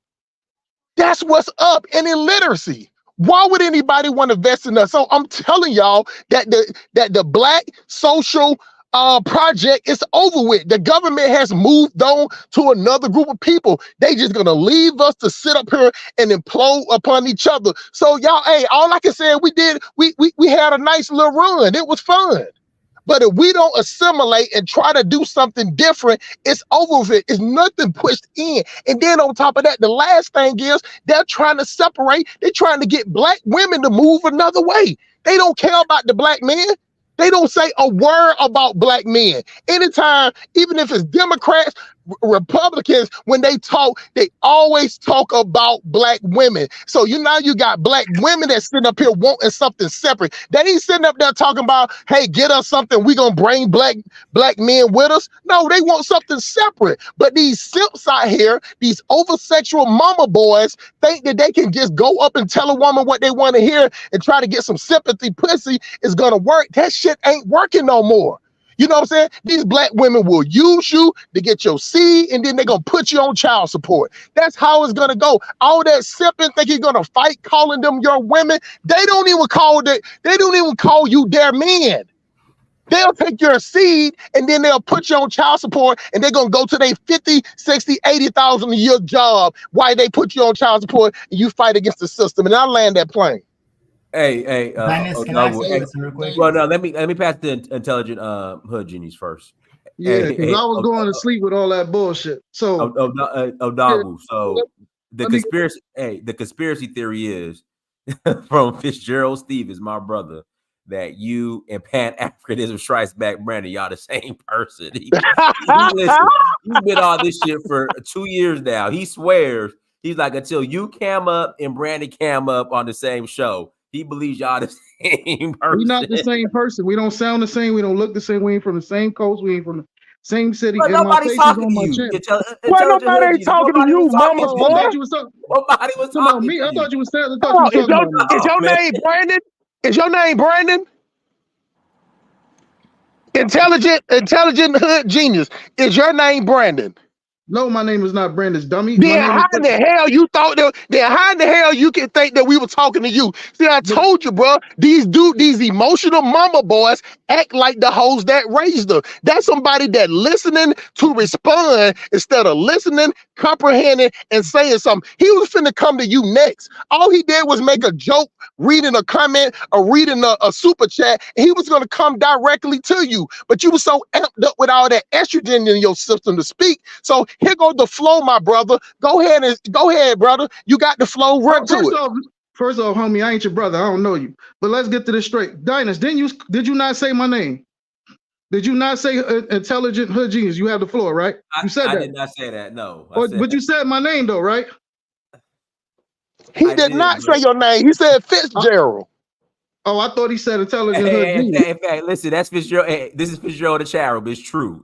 You don't believe it. Okay, that's my fault. I thought you said I had the floor. I thought you said that, it was my turn to go. It's your turn now. Go ahead, intelligent hood genius. Go ahead. Okay, so then back to what this clown ass nigga was. Let me stop you. And it's my fault. Disclaimer: you cannot use the N-word on my platform. Okay, cool. But back to what the clown was saying. First of all, when it comes to so at the beginning of what I was hearing was black people talking about our identity crisis. Yeah, that's going to exist. You're gonna have black people that think like this. You're gonna have black people that think like that. You know what I'm saying? Some people are gonna say they like far as the indigenous, we were already here, or Native American things. Some black people, you got to remember that Native Americans, when it came to black people being slaves, some Native Americans owned black slaves. So when some black people say, "Hey, I have Native American in me," that's what they're really talking about. Not because some of their grandparents was enslaved by the Native Americans. So when they say Cherokee and this, that, and the third, that is true to some extent. But no, we were not Native Americans, and we're not Cherokee Indians. Okay. All right. So, and what you just said right there, that refute anything that I said. I'm the clown you was talking about. So I'm saying anything about what you just said refuted anything about what I said. That's to you, intelligent hood genius. We're talking to you. Anybody that has hood and intelligence in the same sentence, I already know it's the opposite. You know what that's called? That's called the oxymoron. That is exactly what it's called. You know what I'm saying? And that's hey, Didas. And Didas. I didn't get to finish. That's an SAT word. Go ahead, intelligence. Hold on. I was going back to the reason why I came on the I called you a clown because you a fucking clown. But right. When the main reason I came up here was the topic, so I was addressing the topic. So then now, so that's what so far as the identity of the and then like with the word black, I've heard people say, oh, well, black people just started saying black in the 70s. They're not understanding that the Nation of Islam started in the 1930s, and that was a thing. That they was using the term black in the Nation of Islam. Even Marcus Garvey, if you can go listen to his speeches. So what? Their first paper, I was in the Nation of Islam. Their first paper actually had the word Negro in it. I'm not denying that it didn't have the word Negro. I'm just saying that they used the term black before in the Nation of Islam because the 5%ers came out of that. Clarence Thomas was a part of the my brother, Elijah Muhammad came from the UNIA, brother. United Negro Improvement Association, but keep going. Right, but what I'm trying to say is factual. Marcus, they used the term to refer to themselves as black before in the Nation of Islam. That's not opinion, that's a fact. Prior to the 60s. And the 5%ers, Clarence Thomas, the black man is God, black man, they also use that term. And even another thing I want to address, because people say shit like and let them finish. Complex. Another thing I want to address, because people somehow think that the word of us Black Americans calling ourselves African, they think Jesse Jackson just came up with this shit out of nowhere. No, the first some of the first churches, like in Savannah, they use the term African. There's a town in South Carolina called Little Africa, and that happened in like the 1860s, 1870s. So there has been an identity of us calling ourselves black or African prior to Jesse Jackson. Then I want to, that's just stuff you can Google and research. But now when I say some of us are going to have different identities and stuff like that, nobody's going to be the same. All Jewish people are not the same. There's like so many different, you got all Latinos are not the same. You're never going to get everybody. You're going to have black people that's Christian. You're going to have black people that's Muslim. You're going to have black people that believe. Nobody's going to be the same. So I wanted to address that. Now, to touch the black community, and since I hear a lot of clowns on here crying about who black women are sleeping with, women are going to choose based off their surroundings. So these hood boogers, if they grow up in the hood and they grow up around their peers and their community, that's who they're going to pick. That's just the reality of it. White girls that grow up in their white communities, or that's who they're going to pick. See, I'm from a city where you can't run that black this, black that, because I'm from a city where it's blacks and Latinos stacked together. So what city are you from? What city are you from, intelligent? And it's the same shit. It's the same thing in their culture, but the only difference is they have a different culture with their group, but they do the same shit. They do the same thing, but they still got a different culture. You know what I'm saying? And so when I hear people say, "Oh, well, Pookie and Ray Ray is the problem," why the black community? Listen, I'm from NY.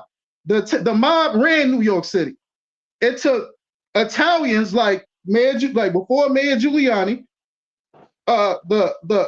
He was a prosecutor. He and plenty of other Italian Americans deliberately took their own initiative to clean their own community up.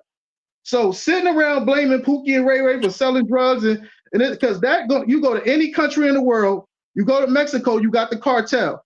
You go ask the passport bros in Colombia getting kidnapped and robbed. Everywhere you go, there's going to be a crime, or you're going to have that. And the people that's not living that lifestyle is supposed to clean their damn community up. Stop sitting around crying like a little bitch, talking about black women all day and be a fucking man and do that. Because in the white community, when whites commit crimes and whites do that and whites do this, these people clean they do what they need to do to take measures to stop their people from doing fucked up shit. But what black men like to do, I agree with you, brother. the black men like to do is sit online and cry about bitches all day. And You're again, incoherent. You're incoherent.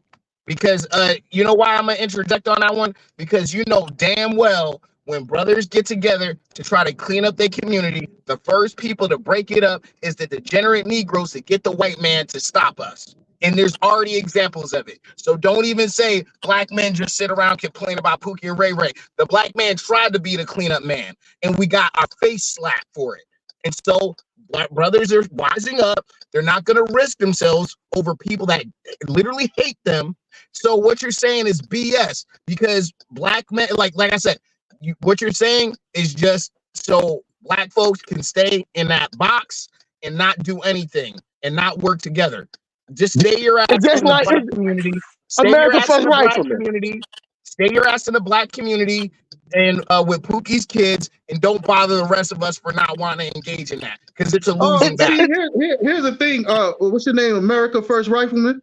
That's your name. That's your name, right? Read, can't you, Negro? Motherfucker, I asked you a question. I can't see that good on my phone screen. It's too yeah, that's his name. Go ahead. I got past the page. Motherfucker, I asked you a question. You stupid dumb nigga. That's his name. Go ahead. I got past the page. All right. So, I mean, he literally read it and then said he can't read it.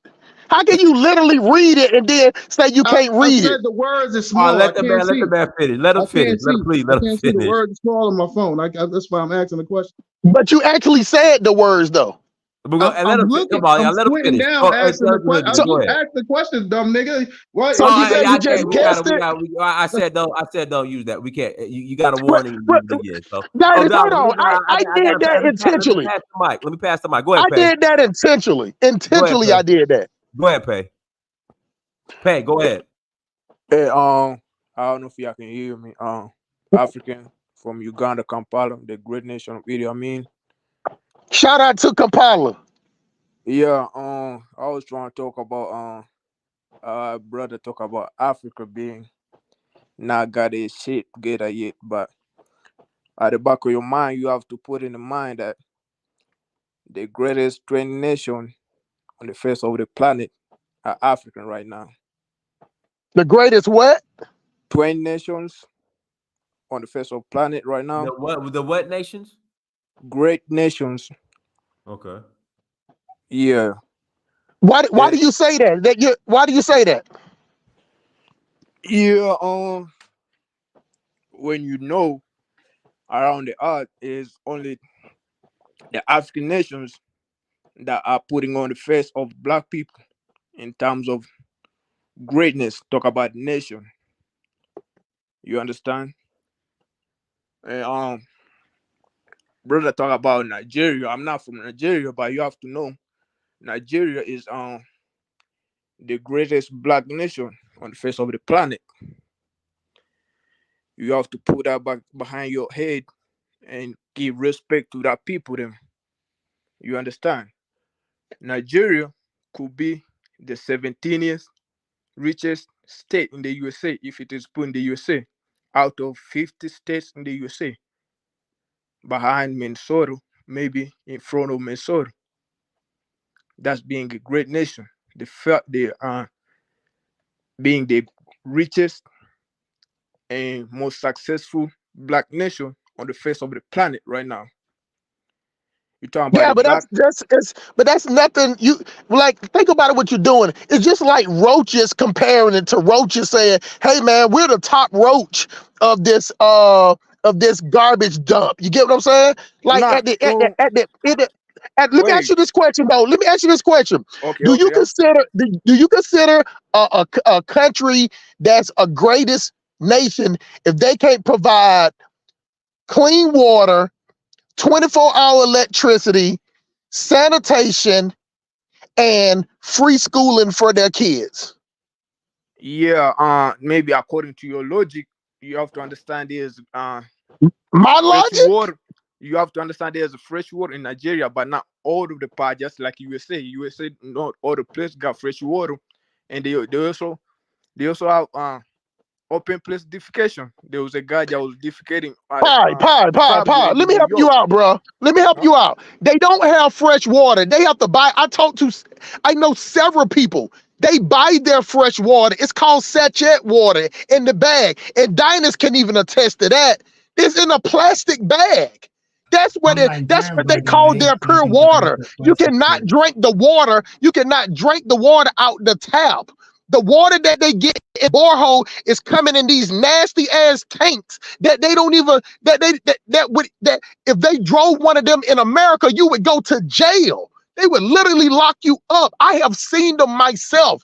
I have seen them hook the hose up to these Hey, tanks that are nasty, infected, got bugs and everything, and they are pumping that water into boreholes. So even the people in Nigeria wouldn't even agree with you that the water that they get from the boreholes is safe. They only use that water to shower and to bathe with. That's it. They have to buy their water. In a first world country, pie, that is an option. What I'm saying is that's what you have only way a nation can be successful, my brother, if you have the basics: clean water, electricity, you know what I'm saying?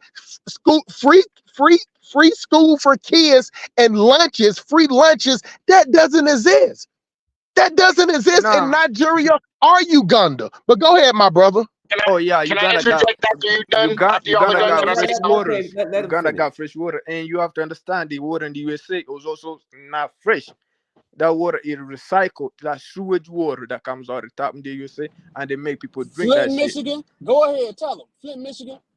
And What? Michigan, Detroit, there was an outbreak Jackson, of water Mississippi. Jackson, Mississippi. recently, huh? Go ahead. Go ahead. I'm sorry. Go ahead. Yeah, I was talking about that. There's several Recently in places. Michigan, Detroit, they was having a breakout water. They was getting infected water recently right here. You talking about first world country? Pie, you That shit don't know was what you're talking about. It was nothing wrong with the water. It was the pipes, my brother. that the See, same that's shit why. you was talking No, no, about the no, no. pipes That's is in not the Nigeria, right? brother. That is not the same as the water. Bro, I deal with recycling plants, Wait, bro. You get what I'm now saying? Hey, let me ask you a question, Pie. Have you ever been on a cruise ship? Have you ever been nah, on a cruise ship? nah.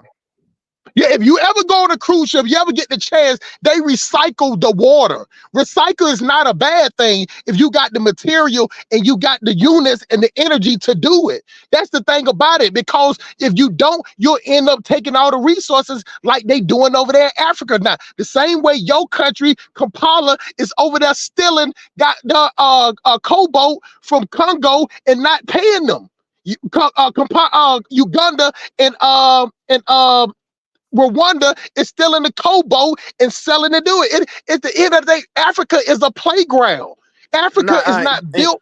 Africa, and, listen, bro. Hey, how did Africa and y'all is that's get the not y'all get built what to propaganda you're you're win. getting running though? with, brother. That's the That's propaganda crazy. you keep running with. The crow, that's not the first on the ground in Kampala. You're gonna talk about the cobalt from Congo. Nah, that's false statement you're making. And I was talking about the issue of water. You're talking about Uganda don't got no fresh water. Maybe you need to take a They visit don't. in Uganda or stay in some parts of Africa so you can experience this type of stuff that I'm talking about. And you Bro, talk you about have the no water idea in the what you're talking USA. about. But go ahead, though, bro.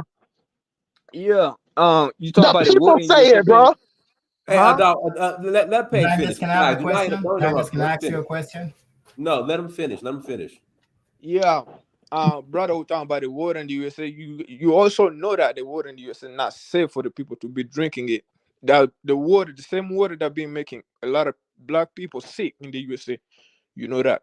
And I'll conclude by this right here. You were talking about What are you yeah, the talking brother about? talk about No, let him finish. Guys, don't interrupt. I'm trying to hear him. Don't interrupt him. Go. yeah, the brother was talking about Hmm. the black American spending power. You have to understand that the spending power don't mean anything. That just spending power is not a GDP. Talking about the richest or what the guy say prime black. No, that's some type of false statement to make, because the spending power in the USA is just with the dollar. You have to understand with the dollar, with the dollar they got, it got white man face on it. That's not the money. That's not the currency. Them people over there don't got anything to show around. You have to understand GDP is what you produce and feed to the people. Black people over there don't produce anything for the GDP, they talk about that spending money is just like a key in the house being given money by the parents just to stay in the house. You don't pay rent. Black people over there in America don't got no budget. They don't got national budget. They don't owe anything as a collection of people. The poorest country in Africa, Burundi people, at least they can show. I think they got demarcated territories. Black people in America are the only people on the face of the planet who don't got any demarcated territory for themselves. They live under white people till now. Anybody, even the poorest people in the Caribbean, they have a demarcated territory for them, indicating them with their names. The Jamaican, Bajans, Haitians. Did you say On their Haitians? soul. Huh? Did you say Haiti? Yeah. Haiti. Oh my God, bro! You should just stop talking now. If you talking about Haiti, man, just because you got a name just because your name is on a building or your name is on a country does not change to reflect what's going on in the country. Let me tell you something. Most of the brothers that's on this platform loves Africa. But we speak the facts also. Dynas go to Africa more than probably anybody on here. And he still won't sit up there and admit that everywhere is good in Nigeria. You know what I'm saying? Yeah, It is some places. It is some places. But hold on, let me explain to you, man. This is what you call being fair down the middle. You're not being fair down the middle. You get what I'm saying? You're just making statements, and then you sit up here talking about the water in America, which you have no idea. The water, like they literally have it's an option for people in America to buy water. It's not mandatory. We just do it because you do it. Because they make people in the I've been to USA. I went to USA when I was for the baseball tournament. I went to USA baseball tournament. I stayed there for the college, and I seen how people live over there. People drink water out of tap, and you know that anybody that fresh from Africa that been drinking on fresh water, they can taste the water. The people that be drinking the water out of the the sinks, you can just tell the difference. This water not fresh. It smell like shit. The water. So how can you tell that? You start from the smell. You can smell the type of iron in the water.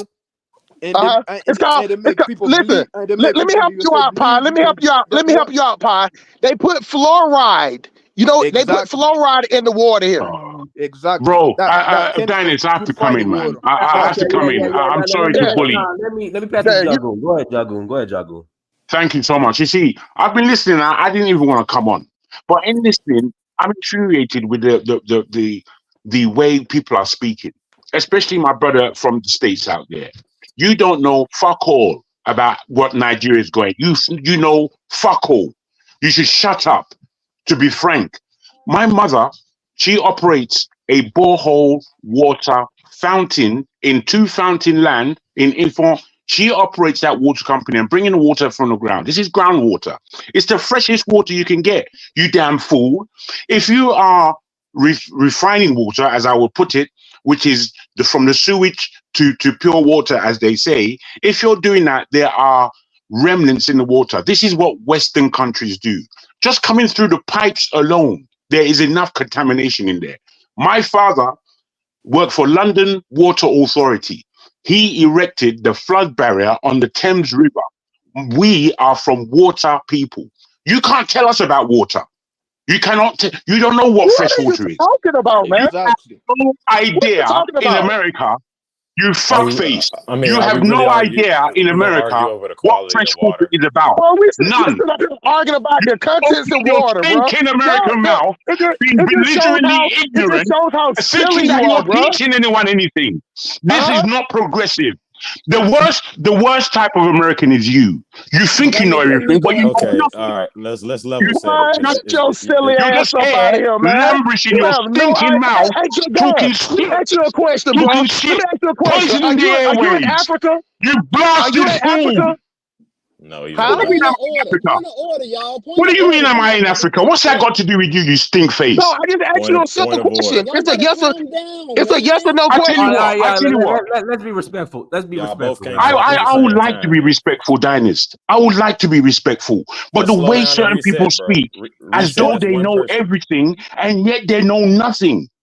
Are you in Africa? That's one I'm person, an bro. Reset. African. You understand me? I'm an African from Nigeria. I just pronounced who my parents were. I pronounced their expertise in the I water just industry. asked you a simple question. Are you in Africa, Talk to man? you, I don't fool. need the babbling. Well, you see, I'm not here for you. I'm here for the people who are listening. And I'm telling you that people are listening to you and they are being corrupted and lied to by you. You are So spoiling you the saying fact what that I'm saying is a lie? You saying what I'm I'm saying is a speaking lie? purposefully. I'm speaking purposefully and I'm speaking calmly. Dynast has this platform. Dynast is an African American. Dynast is not listening to the bullshit news that goes around the corner in the airways. Dynast picked himself up and went to find out for himself. What are you talking My about, man? friend, What Diamond's got to let me do just with it? finish. What are you talking about? Let me tell you What are something, you arsehole. talking about? Let me tell you something. I didn't interrupt you when you were speaking. I'm speaking now. Shut up. You Now, just babbling. You just babbling like a grass All cutter, right. man. Let Jagoon finish. Jagoon, you got 1 minute. Yeah, Go hurry ahead. up what and get this I'm shit over trying with. to put God forward damn. to you, idiotic Thank person, God. I'm trying to Yes. put to you that Uh-huh. there is a way of speaking about things that Uh-huh. are close to people Mm-hmm. that are closer to people than that you are. You know Yes. about Africa. You know nothing about Africa or Nigeria. Nothing. Okay. Whether you've been there or not, I can tell that you're not somebody who has comprehension at all. You just have You're mouth. right. Mm-hmm. You just have mouth. All And right, you're fine, bro. spinning We get lies. it. Okay. We get Speaking it. But Appreciate that. bullshit. make a position. Yeah. I I've been appreciate clear. it. Appreciate I've been you telling me about me. And I can hear a little bit of that British and London in your So what? So accent. That's what is why it I here? But asked you. that's just where we are geographically. It doesn't Who, mean that we need to be cancelled for that. I'm here in who, London who, geographically. You who are in said that? I America just only thing I geographically. asked you was It where you doesn't from. mean this or Who that. said that you need to be counseled? Who said that you need to be counseled? What are you talking about? You just I'm said saying that that. You just said that. where my accent and my rearing is Uh-huh. nothing to do with my intelligence. Nothing at all. I never said it did. I just So asked you a why simple bring it up? question. Why bring it up? Just I deal just with me asked you for a my question, words. bro. Deal with my words. I deal with your words. Okay, Appreciate Can that. I say something next? let me pass it to Can I say something next, Dynast? hold on. Let me pass the Fucking AFR then. idiot. Pass the county. Go ahead, AFR. Hey, Dinus, on the real though, you skipped over. You I got skipped over American First Rifleman, bro. Just on the real. AFR. AFR. Go ahead, AFR. AFR. America's First Rifleman. Unmute yourself. Okay, he's not there. Compassionate and Countless. Go ahead and unmute yourself. All right, appreciate it, bro. Appreciate the Dynast. First time up on the panel. What's good? I'm kind of Shout out, confused on brother. I'm confused on what we're talking about exactly. I guess it went into water, the Yeah. quality of water in Africa and America. All right, but anyway, I'm in America, so, and I'm not in Nigeria, so I'm not gonna comment on their water. I mean, I don't know what the quality of it is. I mean, it's questionable. American Yeah, it water is ain't not. good. Yeah, it's not Keep the high. going, bro. Yeah, but anyway, I guess the question is, Black American culture is dying. Ghetto blacks are to blame.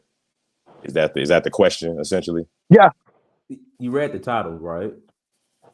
Yeah, I'm asking. It's not a question mark, and it says a Well, response. I'm saying it is. Yeah. So go ahead. Okay. Yeah. Right. You can just expound on it, bro. Just expound on it, or what you feel about it. What you feel about read it like a statement, and just say what you feel about it. What your stance is on it. Yeah. I guess Black American culture. Yeah, it is evolving or devolving. I guess you could say. It's not. I don't think it's gonna die. I think it's gonna transform, or it's gonna Into go. what? It's gonna go extinct. I mean, that's either Okay. right. I mean, it's two choices: transform or go extinct. I think it's very complicated. I think I could tell y'all ADOS or FBA. We understand it's a very complicated history and situation to what I guess people can perceive as the decline of the Black American culture. But I don't think it will die. I think it's gonna transform. That's what I say for now. All right, let me pass But do you think it's a detriment though? Do you think it's a detriment to us going further? Currently, Black America does not control Black America's music. That's the problem. Look, this is what I say, because I'm ADOS. To your question, bro. From my point of view, I think a Black American culture is splitting into two distinct cultures. I think people from the outside looking in look at Black American culture and they see all the negative shit. They see the baby mama culture and all the shit. And yes, we have allowed it to that become our reputation. But currently and under the scenes within the in-group, within the tribe, because everybody's not within our tribe and don't know what's going on, don't know the context. I heard people talking about the water in America and they're not even in America.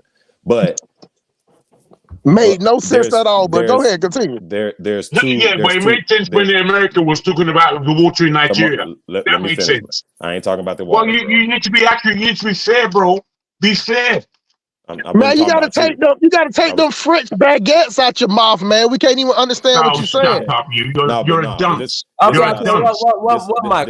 Okay, compassionate Callus, land the plane. Land the plane. I gotta listen to you. Come on, Jagu. I gotta meet you. Compassionate Callus, land So the plane. What I'll say finishing up is that I apologize. ADOS of FBA community is split into two communities. One community would be single baby mother community. The other community would be productive Black male led community. Those are going to be the two communities, and the only one that will survive is obviously the Black male one in the long run. Right. So that's the direction we're heading to, and that's what I guess outsiders can look at that and say, okay, you can kind of understand, have a better idea of what you're actually seeing. That's what I'll say. All right, but we don't have the numbers to split. Can I just I apologize to you, Dennis. I'll pass it to Delroy. Go ahead, Delroy. AFR, I called you. You disappeared. Go ahead, Delroy. Hey, good afternoon, everybody. Go ahead, Delroy. Hey, good afternoon, everybody. Yeah, boy, I'm hoping someday we're going to get to some solution instead of this back and forth thing. We need more solution.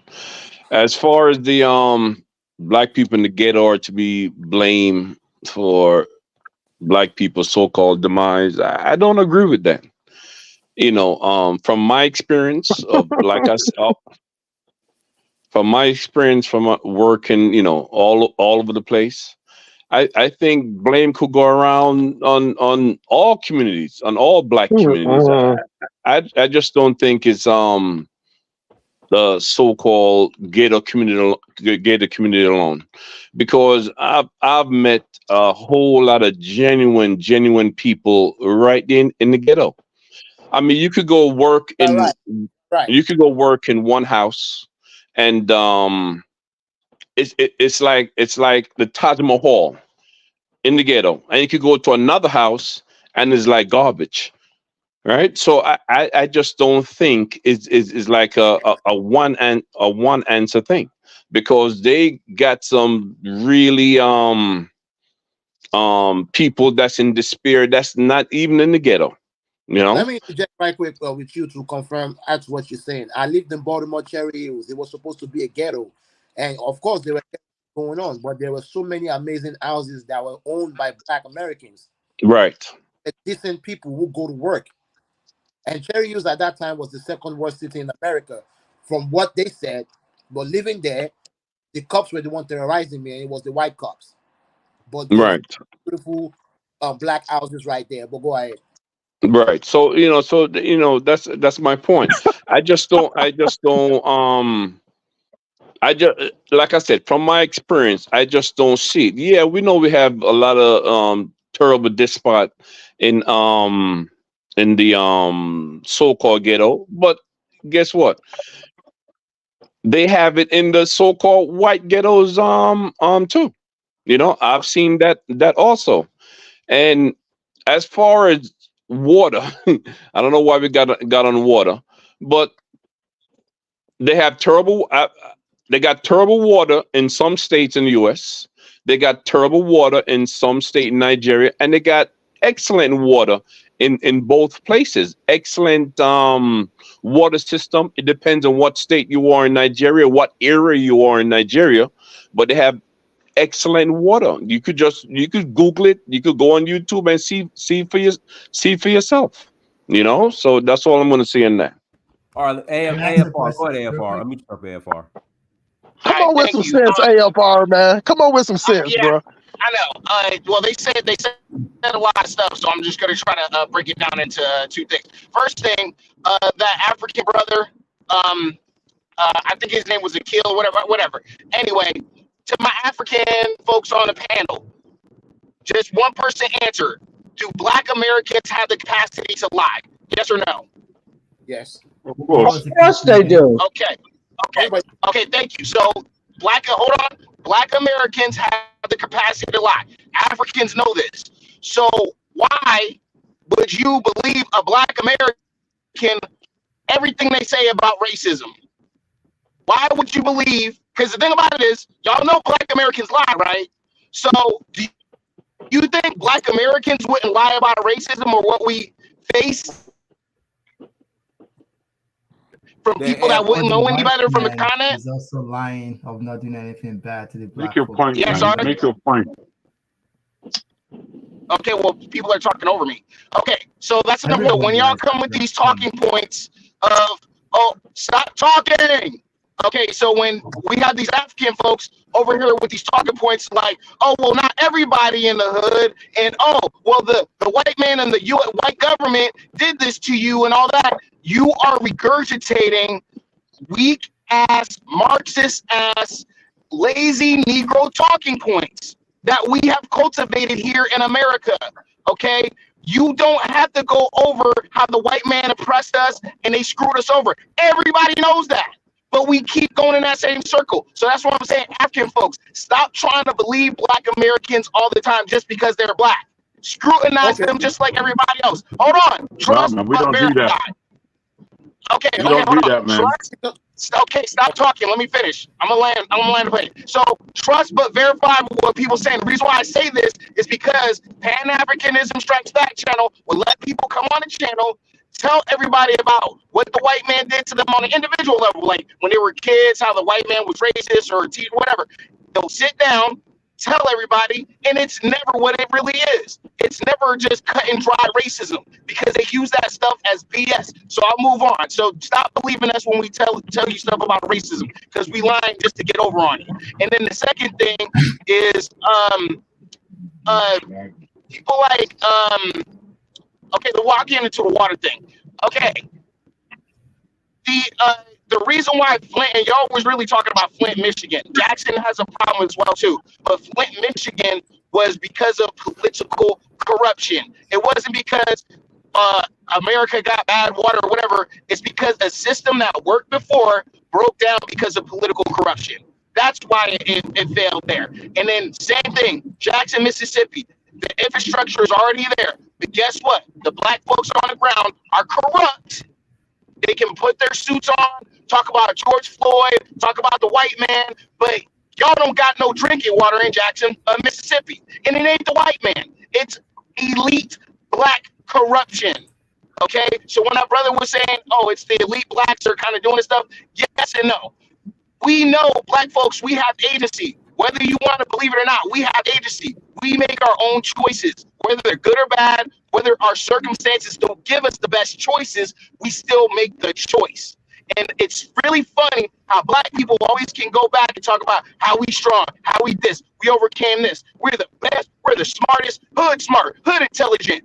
But we can't choose not to sell a rock that kills our own damn neighbor. And we can't choose not to hurt each other when it counts. So that's why at the end of the day, when a Black person is talking about conspiracies and white supremacy, they are taking out the agency we as individual Black people as a collective have. So weak ass Black people will continue to harp on the point of white supremacy and the white power structure. When it's nothing like that. It's not like 1960. And I land the plane. Y'all weak as hell. Thank you. Go ahead, Philip. Dennis, can I ask a question real quick? Not yet. Go ahead, Philip. Unmute yourself, Philip. Philip. Yeah, I'm there. Hold on. Go ahead. Yeah. Hello, panel. Let's try to step this back. Dennis, I sent a clip to you from the 1960s in Los Angeles of a group of wealthy Blacks in Los Angeles complaining about the Southern Blacks moving to the city and, corrupting the Black culture. I thought it would be helpful to the conversation to see what people were saying then, because the points I'm going to make are along this line. Philip, let me interject. Essentially, Philip, let me interject real quick. Were they right yes, or were sir. they wrong? Were they right or were they wrong? And the reason why I asked that, Philip, and I'll be very careful, is the founders of a lot of these Bloods and Crips were the children that that migrated to LA in the 50s and 60s from the South.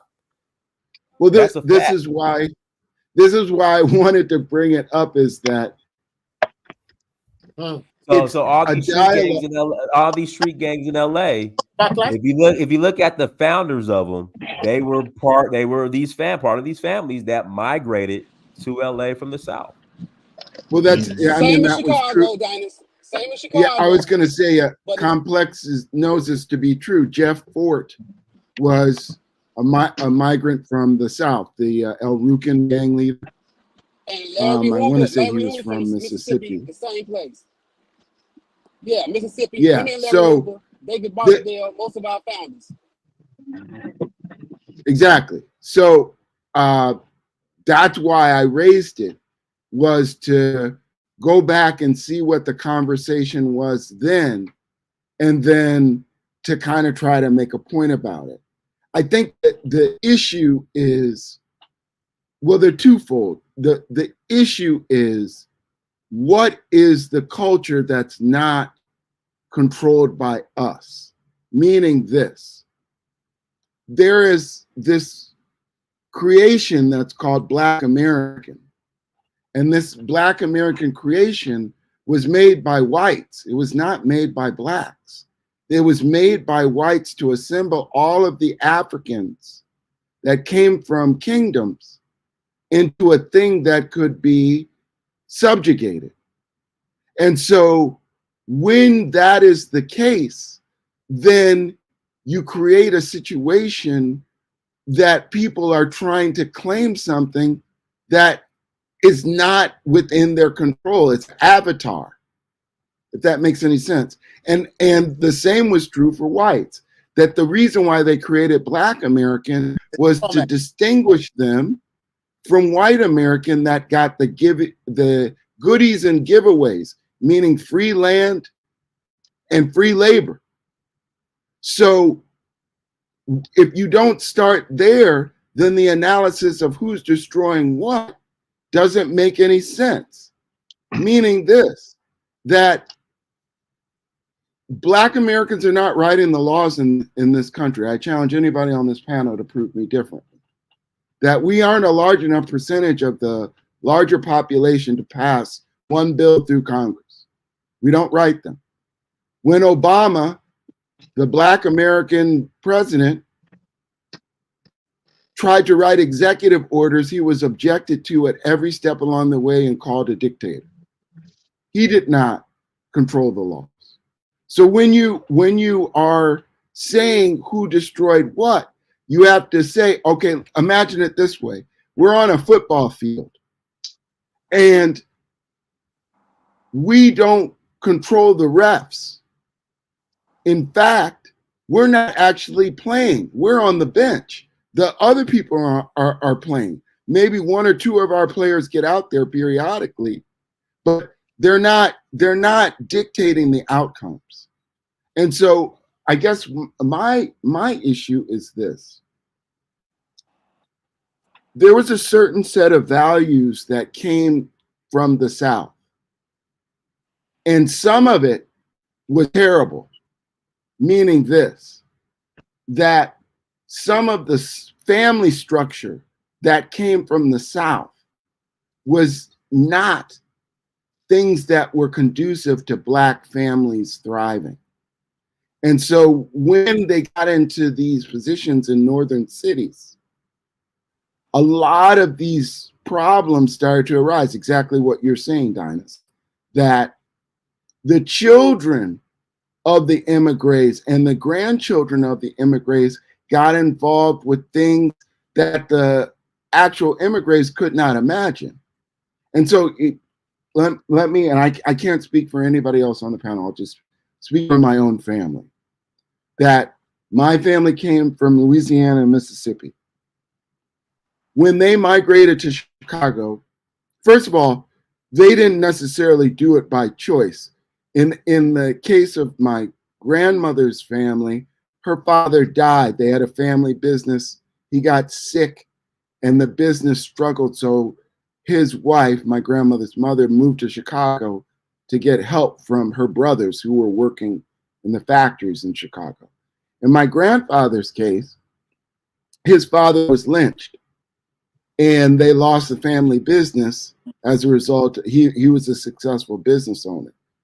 And he came to Chicago because they were passing out these leaflets in his region saying if you came to Chicago and got a job at the factory, they would help you go to college. And when he got there, they said that the leaflets were false and had no job for him. My point is that generation of people, their vision of what blackness would be, they could not have imagined what Jeff Fort would become, or Larry Hoover. They moved there for an opportunity beyond. And they were both millionaires, Phil. Tell me they were both millionaires, though. Yeah, I mean, well, and this is a whole thing in the area where I grew up. There was a whole scandal because Jeff Fort started out as a quote unquote civil rights activist, and he was receiving donations from his civil rights organization. And then he and the government, as well as the correct. government of the United States. Yes, he got federal grants, but he also got grants from the University of Chicago and several other big donors. And he converted that organization into a street gang. Oh my God. So whose fault is that? It's not his parents' fault. They did not know that he would do that. You know, I don't know, Complex, if you want to deal with Larry Hoover, you know.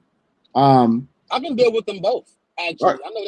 I know their sons and daughters, so we can go. Okay, well, yeah, but let's. I want to pass the mic though, but go ahead, Philip, because you know I don't want to. Yeah, do you mind, understand my point. My larger point Dynast, if I can follow this gentleman, please. Go ahead, Philip. Go ahead. The larger point that I'm trying to make. I want to come in because something was said that needs to be said. Okay, the larger point I'm trying to make is that as a culture, we allowed it to be corrupted in a way that was destructive because we never really had full control over it. It was controlled in part by us, but mainly by whites. And what I mean by that is this. All the way down to the zoning maps, we didn't even control what neighborhoods we lived in. There were areas that were black areas, and then black people were zoned out of it in Chicago and put somewhere else. They put the highways that split black neighborhoods, specifically in Chicago, the Dan Ryan, they split the black neighborhood into two parts. And, you know, the economic functioning was done once it was split. So, you know, we can blame. I was going to get on that. Yeah, so I'll leave it there. I said a lot, and, you know, I'll be interested to hear what people have to say. All right, let me pass it. Can I follow this time? Well, hold on. Let me pass it to Miss. Can I follow? No, let me pass it to Miss. And please let me know when you will allow the divine feminine to speak. I say you're up. It's your time. Go ahead. Oh, it's my time. Redlining is responsible. Redlining is why we heard each other. Got it. Wonderful lady. Go ahead. She's brave enough to put her camera on. Let her talk. Go ahead. Yes, I want to let her talk, my brother. When I came in, I heard a lot of quarreling and name calling and all of those things, which doesn't help in anything that we're involved in. That's the first thing I want to say. The second thing I want to say is the division amongst various groups does not help our situation at all, because when you're stopped by the popo, they're not going to ask you if you're African. They're not going to ask you if you're foundational Black, or they're not going to ask you if you're ADOS. They're not going to ask you all of that. They're just going to do what they need to do. And prayerfully, you'll come out of you'll come out alive if you have any interaction with the Babylon or the police or whoever in government. The second thing is all of these different names, like one person said in the conversation, were given by the invaders. And originally we were, we've been here in North America and South America and the Caribbean, which the Caribbean, by the way, is part of the Americas, in case people don't know that. The islands are part of the Americas, and any other nations in the world, they do not separate their islands. Just like off the coast of Africa, you have Madagascar. It's still part of Africa, okay? So all of these different names is like, many of us were Black or melanated native Indians before the $5 Indians came along. And then due to some restructuring of the laws, they changed everything up. Okay, you can do your research on that. The other thing, in terms of government, you have to buy lobbyists to get things changed. It's not going to happen just by voting for someone. It doesn't happen that way. It happens when you have lobbyists working for you, and that takes money. My other points are, and then I'm going to end it. I feel, well, first of all, I just did a program with Riza Islam in Brooklyn, at Nicholas Brooklyn. We had him for 2 days, and he pointed out some really, really great information, not just talking about the problems, but gave real concrete solutions. Okay. And I think first and foremost, there has to be a separation in the mind first, away from the invaders and this Western concept of how we should be living, because we had our own spirituality long before, we got involved with these invaders, which happened because we had some sellouts on the continent, okay, who were able to allow the invaders to penetrate Africa in order to bring us over here. But I want to reiterate that we were here already, okay? And it's the separation of the mind first, and then pooling our resources under one banner. Because if we continue to support the corporations and the companies that don't give a hoot about us, like Michael Jackson said, we're going to continue in this vicious cycle. So for me, I'm not into the separation, I'm from the Caribbean. We have differences. However, there is basic things. Everybody wants food, clothing, and shelter. Okay? We know that we have leaders that have sold out because of the dollar. Okay? We know that. But right now, you can see the shift happening even on the continent of Africa. You see what's going on. And that can create a critical mass where, like the 100th monkey thing, that energy and that frequency of us coming together, we don't have to agree with one another. We don't have to call each other name because of one another. We can just say, hey, food, clothing, and shelter. If you don't want to be in that game, move out of the way. You understand? And we do have the template. We had Black Wall Street, right? There was Black Wall Street, and there was Oklahoma, where we had our own ish. We had our own doctors. We had everything. But integration for me has been a trick, okay, to integrate. I don't want to feel good just because I live in a friggin' white neighborhood. No, man, I'm going to live good regardless because I've lived in a black country. I lived in Jamaica. I just came from the Gambia, and I love it and was received well. There was no begging or this and that. As a matter of fact, if we come together, you know, if we come together, and it doesn't take everybody to do that because the 1% that is ruling the world is not the whole shebang. It's just 1% of them. If you could match the same 1%, we could make things happen. And like I iterated before, that we have to stop supporting those corporations and companies that don't give two shits, excuse my language, about us. We have to do that. And Black American culture is dying. First of all, the name Black American, I don't accept that name because that was given by a European. I don't accept it. I don't accept anything that they say, okay, or give to us. I don't accept it at all. And the ghetto, a ghetto is a state of mind, as you all know.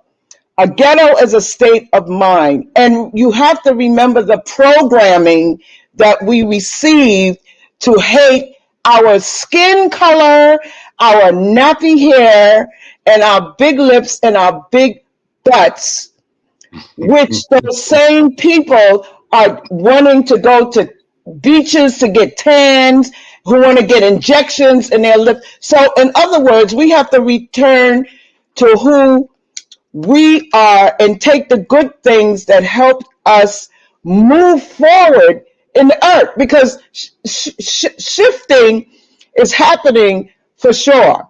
And you have to know which lane you want to be in. And I say to the collective, let us come together. Let's see how we can iron out things without calling each other names and everything, because that doesn't help us at all.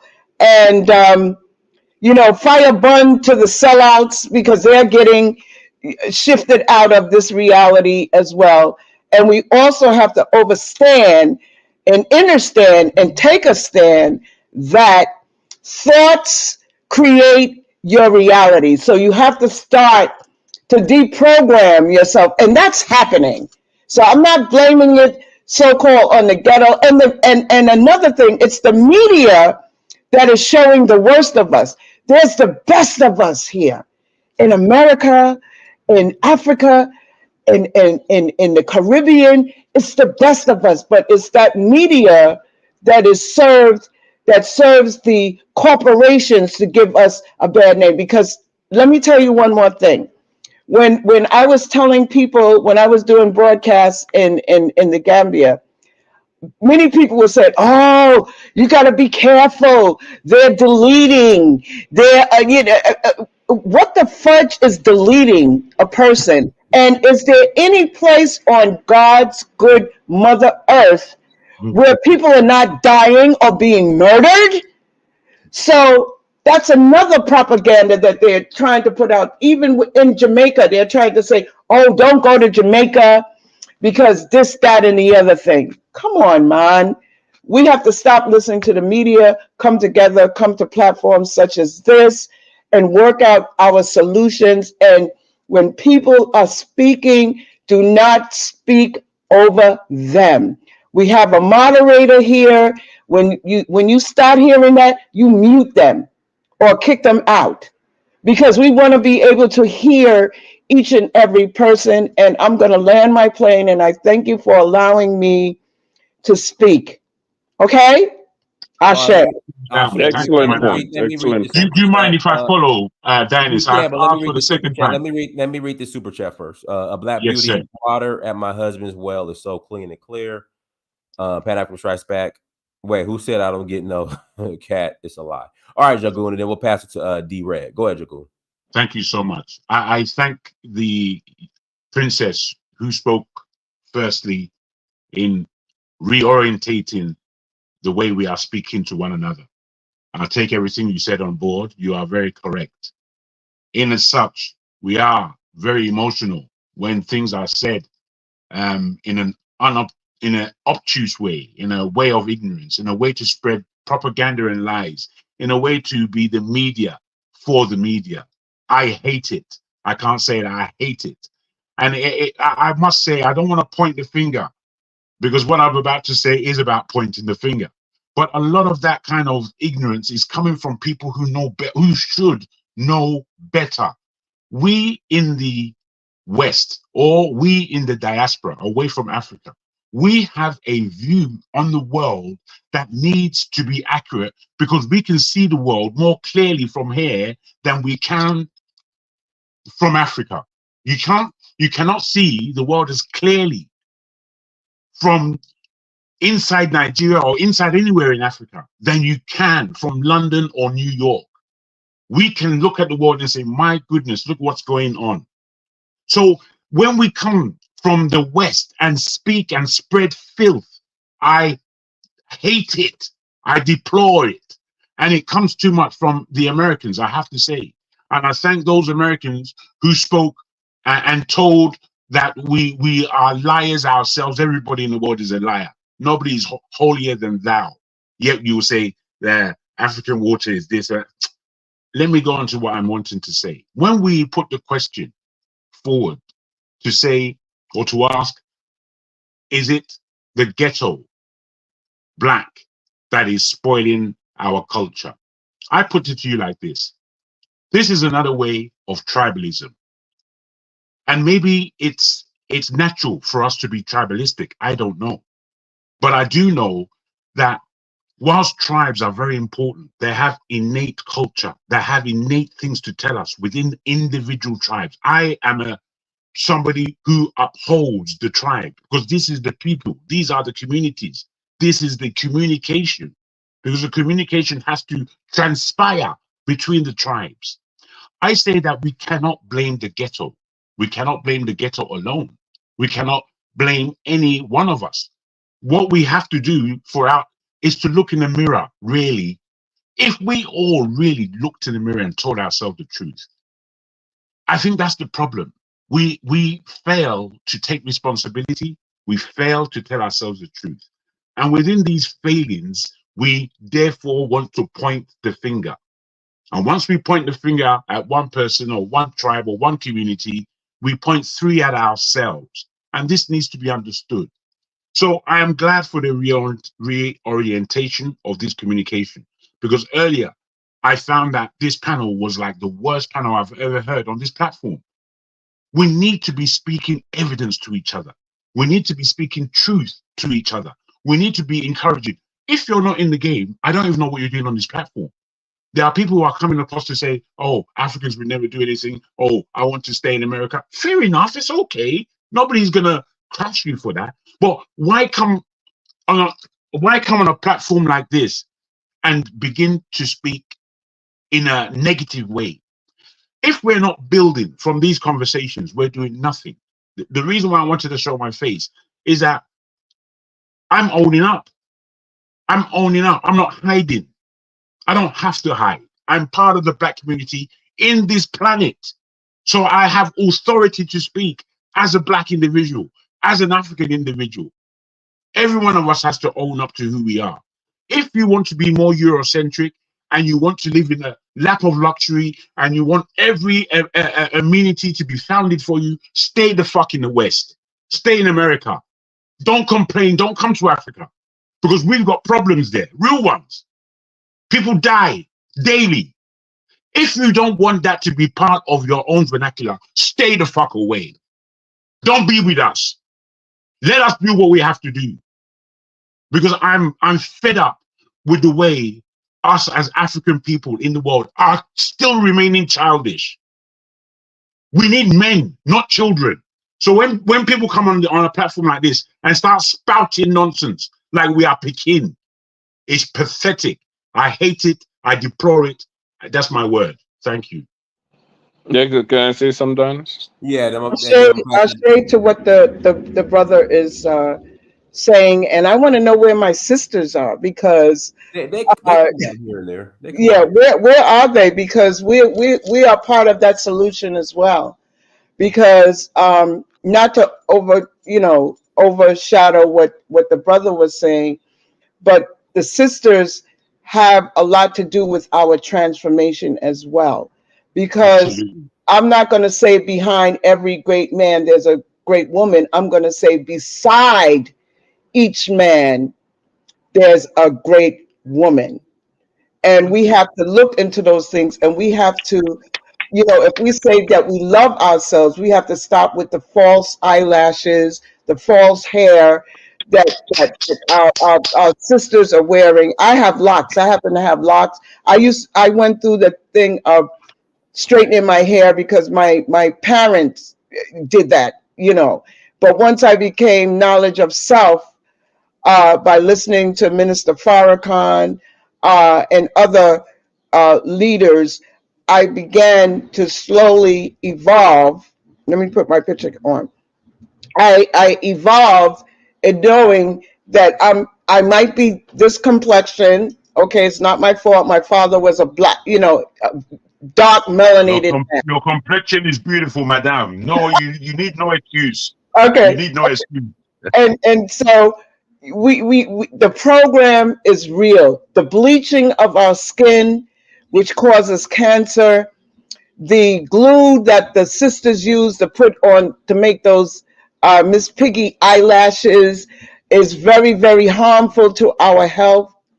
The straightening of our hair produces cancer, and all of these things is because of lack of self-love. So when our beloved sisters begin to overstand and embrace what these artificial things are doing to our health, and what the thoughts are doing to our health, they would recognize. But it's about education and meeting people where they are, because I am not going to criticize my sisters or my brothers who maybe not be fortunate enough, or thinking that they don't have an opportunity to thrive. They do have the opportunity to thrive, but the whole program of dying to go to heaven in so and so's name, that's where you're going to get your rewards. No, heaven is right here on the earth. Hey, sister, I want to, because I have to close out soon. I just want to get the other people on the panel too. Sorry about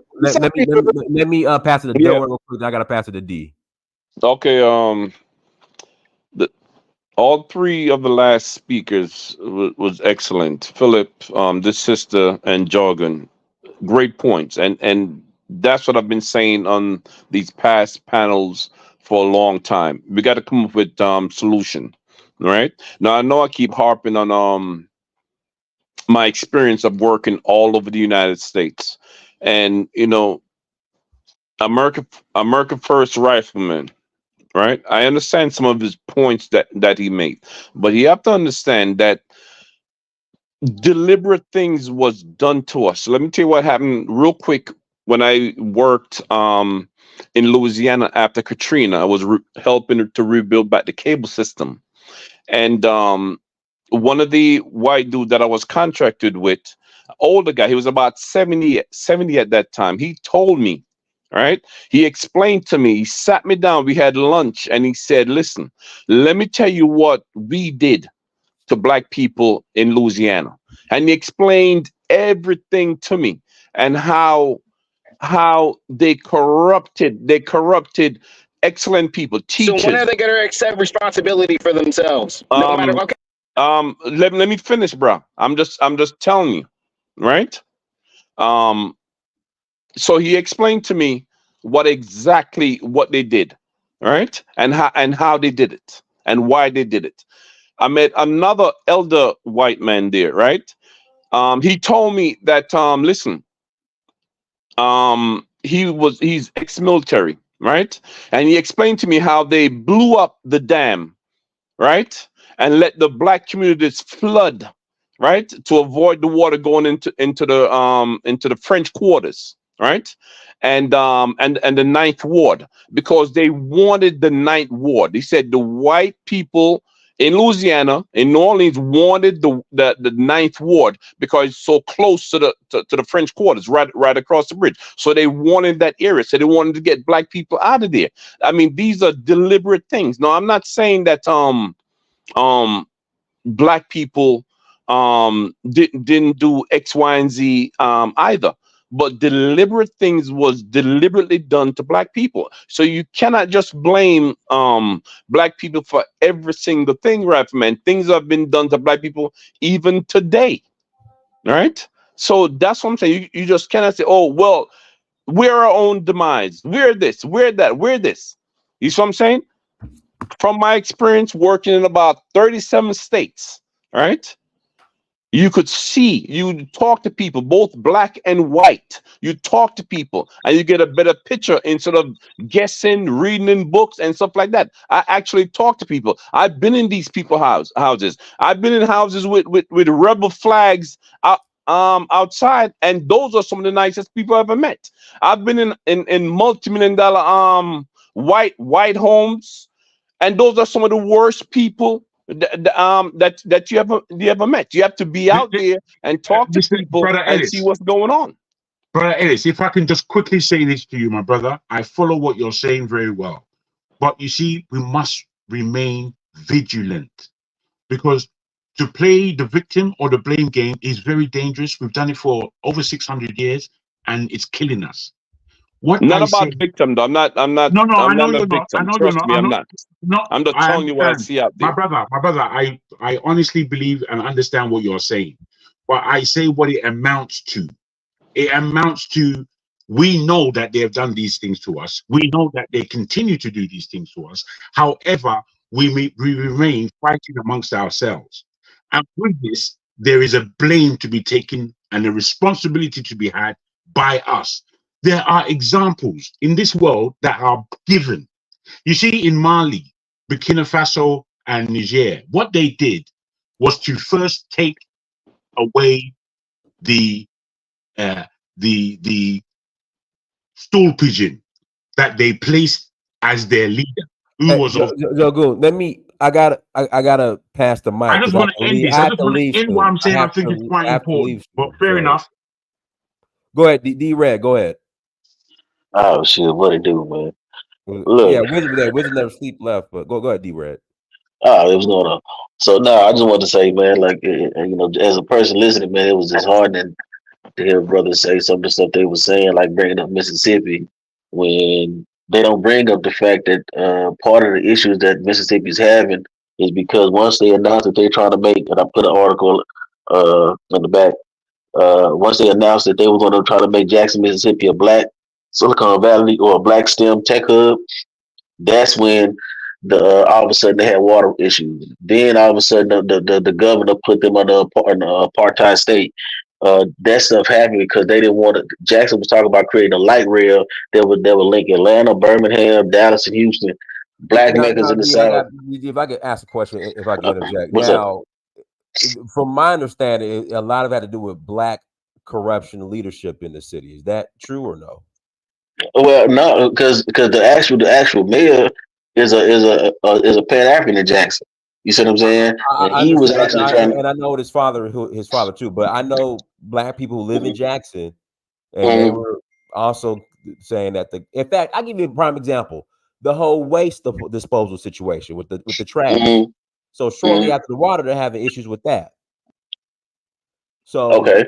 was it the leadership or was it the white governor? Was it the black I leadership mean, in the city or was it the white from governor?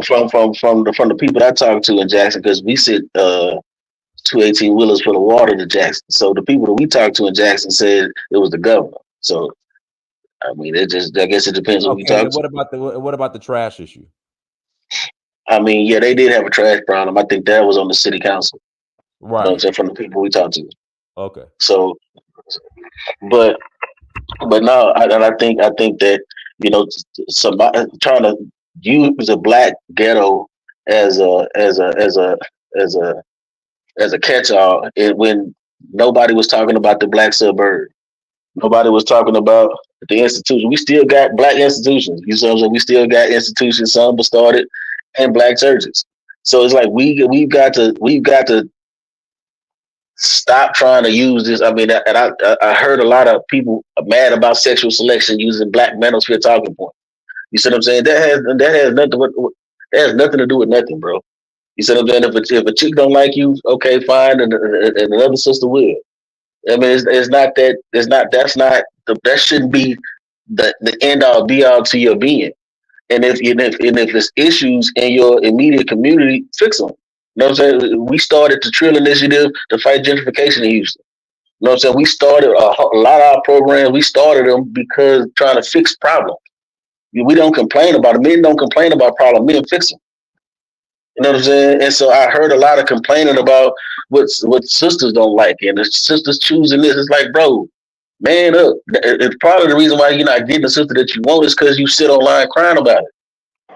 You see what I'm But that saying? is Get the in your craziest community. thing I don't heard today. We're not You know gonna what I'm saying? Get in your community. Women like doers. Women like men that's gonna do. You see what I'm saying? I've never had a problem here because whatever I'm gonna do, I'm gonna do it. If I see a problem, I'm gonna fix it. That's what my grandfather told me. He said, women complain about the problems, men fix the problems. So if I see a problem in my community, we create programs to do it. We created a youth football league in Houston. You know why we did it? To get the kids off the streets because there was no after school program. So we saw a need and we fixed it. You know what I'm saying? When my boy created, when my homeboy started the Art Over Drugs program, is because we saw a need in the community to fix it. The Trill Initiative to fight gentrification, we started that to fix it. We just sent 18 wheelers of water to Jackson, Mississippi. There was a problem. Our brothers needed help. We fixing it. Like all this complaining and talking about what the black culture is and ain't, is just because you're not in the black culture. Half you not. What organization do you belong to? What organization are you creating in your immediate community to fix the problems? Nobody's naming anything that they're actually doing in the community. It's just complaining about the community. When we got problems, we know that, but our job as men is to fix it, not just sit up there and complain and shit on the people in the ghetto because it's good people there. Good point, brother. Good point. Some people just don't have the economics to get out of this. Yeah, I'm in Houston. Are you in Houston? Are you in Houston? Yeah, I'm in Houston. Yeah, I'm in Houston. Bro, Houston is a cesspool within itself, and New Orleans made it like that. You know what I'm saying? Before Katrina happened, Houston was very vibrant. The black community was very vibrant. After that shit that happened to bro, come on, bro. We speaking facts over here, bro. You get what I'm saying? I stay there. I understand. Listen, what I'm saying is your individual thing. I commend you for that. You get what I'm saying? But that's what we do a lot of, and we don't see this on this show a lot of times. A lot of black people don't come just because you ain't heard nobody saying nothing what they did just don't mean that it's not happening. Most of the black people on this show is do work in the community and doing work in Africa. Just because you ain't heard it today, bro, you can't make that broad point. Man, Houston is a war zone, bro. You get what I'm saying? Now, for what you do, hold on, brother. Let me respond to what you said. You just said, I ain't through saying what I'm saying. I ain't through saying what I'm saying for you to respond.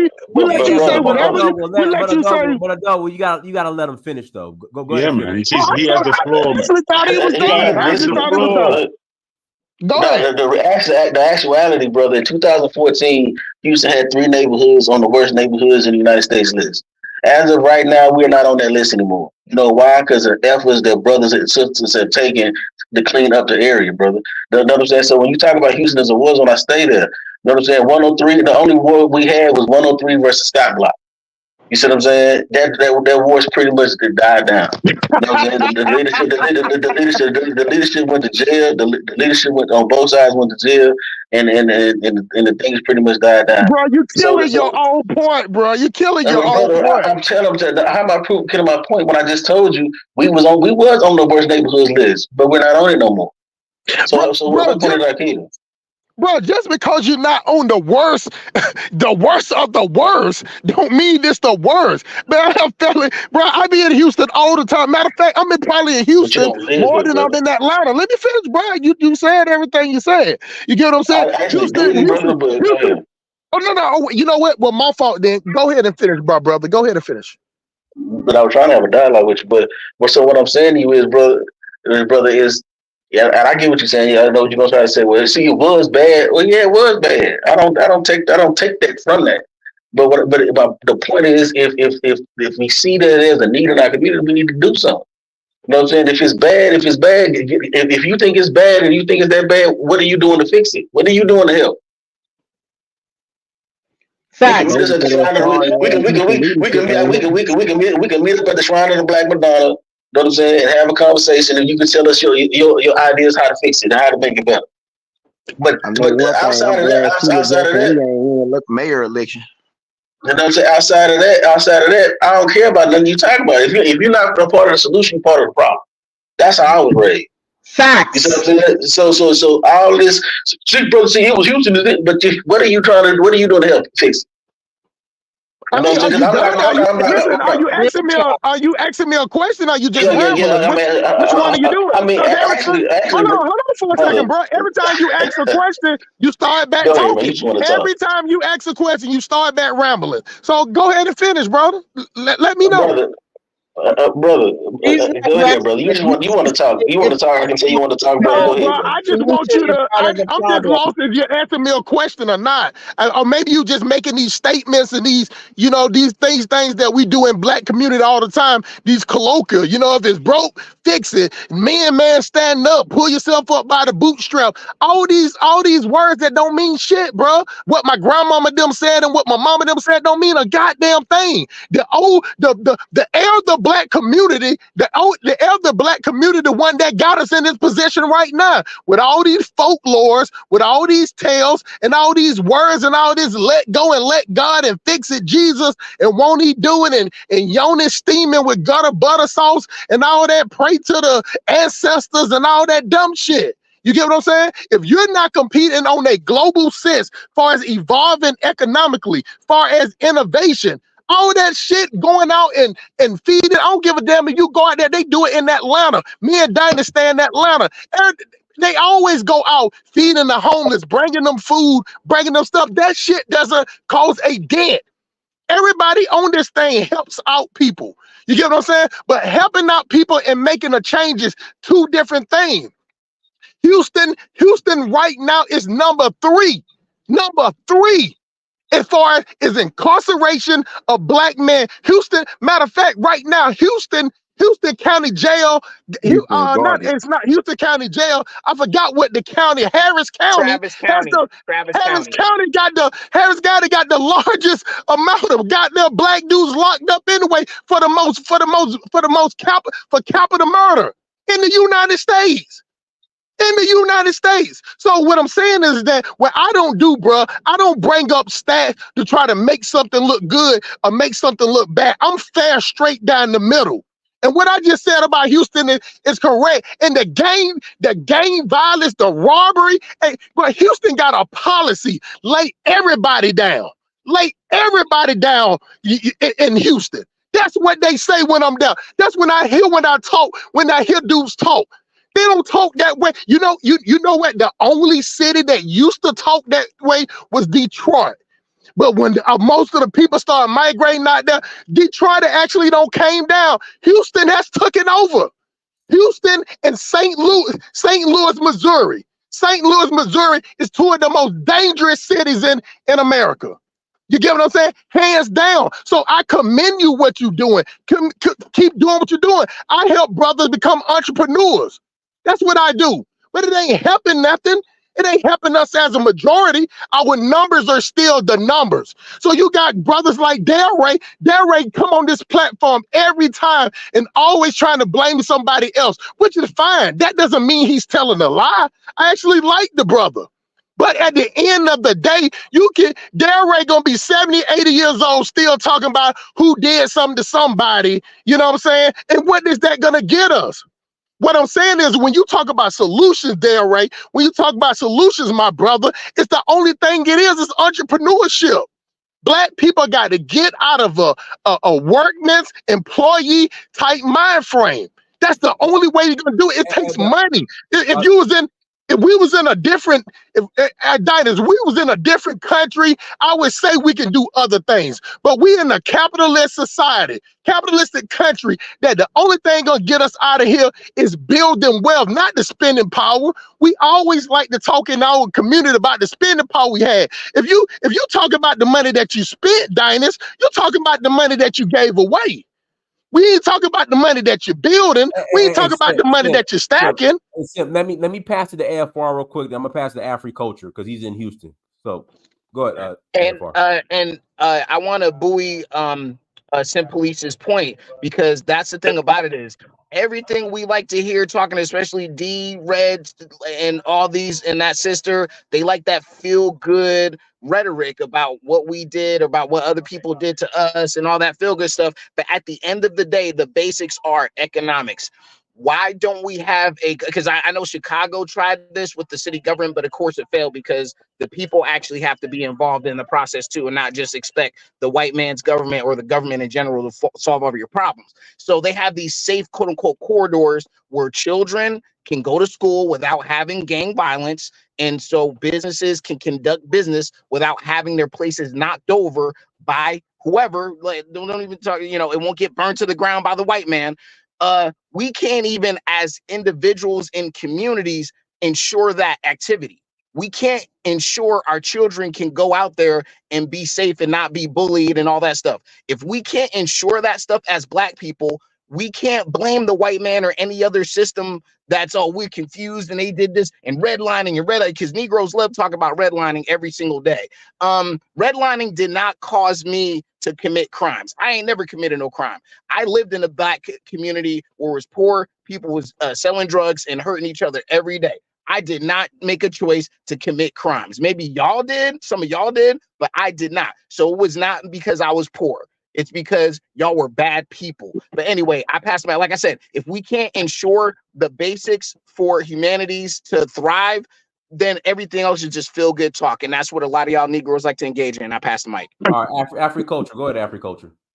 Yeah, man. Come on with it, Africulture. Come on with it. Tell the truth. Dynasty, let me just say something real quick. Could you text him my number? No, what I'm saying, could you text? I will pass it to you after Africulture because he's been waiting. Africulture, go ahead. The reason why Foster Place, Sky Block, all that is cleaning up is because they cleaning up those neighborhoods. That's the real reason. But Houston is garbage, bro. I'm from Houston. Garbage. It's towed up. The infrastructure towed up. They got horrible leadership. When violent feelings, get picked up off the street, they let them right back on the street. You know what I'm saying? It's screwed up. The little Black owned businesses that's out there, they run them businesses like garbage. Like I just went to Breakfast Club this morning, bro. You gotta stand outside. It ain't nowhere to park. Everything fucked up. It's all garbage, bro. Like when they talk about ghetto Black culture, they not talk about Blacks in general. They talk about ghetto Blacks that embrace that ghetto shit, and they don't take no pride in nothing that they have. Like most of the people, like most of these ghetto Blacks that embrace that shit in Houston. You know what I'm saying? Then cry about it. That's what he talking about, and that's the reason why that area is going down in crime, because they cleaning up that area. My grandma used to live in Foster Place, right down the street from Sky Block. You know what I'm saying? They got $600,000 houses now over there now. Now they finna clean up the missionary. They finna clean up all that shit. You know what I'm saying? They got $600,000-$700,000 houses in Sunnyside. You know what I'm saying? That shit ain't because of what you talking about, bro. That shit was inevitable. It was gonna happen regardless. They gentrified it. That's what happened. That's what was going on, Diners, because they tore it down. No, just like here in Atlanta, same thing in just the same way. The same way. Adair Park, Oakland City. I know. Go ahead, Delroy. Exactly. I stay in the South Park third West Sunnyside area. So they ain't got no $600,000-$700,000 house in Sunnyside. They put them in there now, just like in the tray. Oh man, come on, guys. Go ahead, Delroy. No, Dynasty, text what's his name? Who? Odie. How you say that again? Odogu. I wonder even why he's using that. Is that your real name, bro? Is that your? Why do you use that? That's I'd just the like to name know. he's using. All right, let's not that's not his real name. Go ahead, Delroy. Stop D-riding. Stop D-riding from London, boy. Odogu. Am I your boy? Yeah. Thank you. Odogu. Funny brother. Rude as shit, man.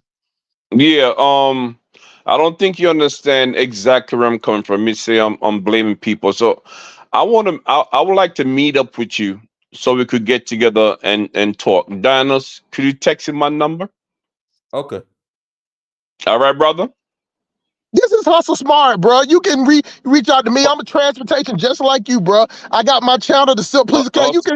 My email is there, Smart. Darren Ray. You can talk to Hustle me Smart. anytime you want to. Why would you think you got to go through Dynasty to talk to me? I'm approachable. Hustle Smart. I don't know you. Yes, I don't sir. know your number. I don't know. How do I get to you? But what I'm saying is I'm I'm in approachable. Decatur. Just I'm put in your Decatur. numbers. You're in Just Atlanta. put your So numbers let's meet in up. the chat. Do this, Odogu. Put your Change your email numbers in address. the chat, Put your man. email address. Just put your number, man.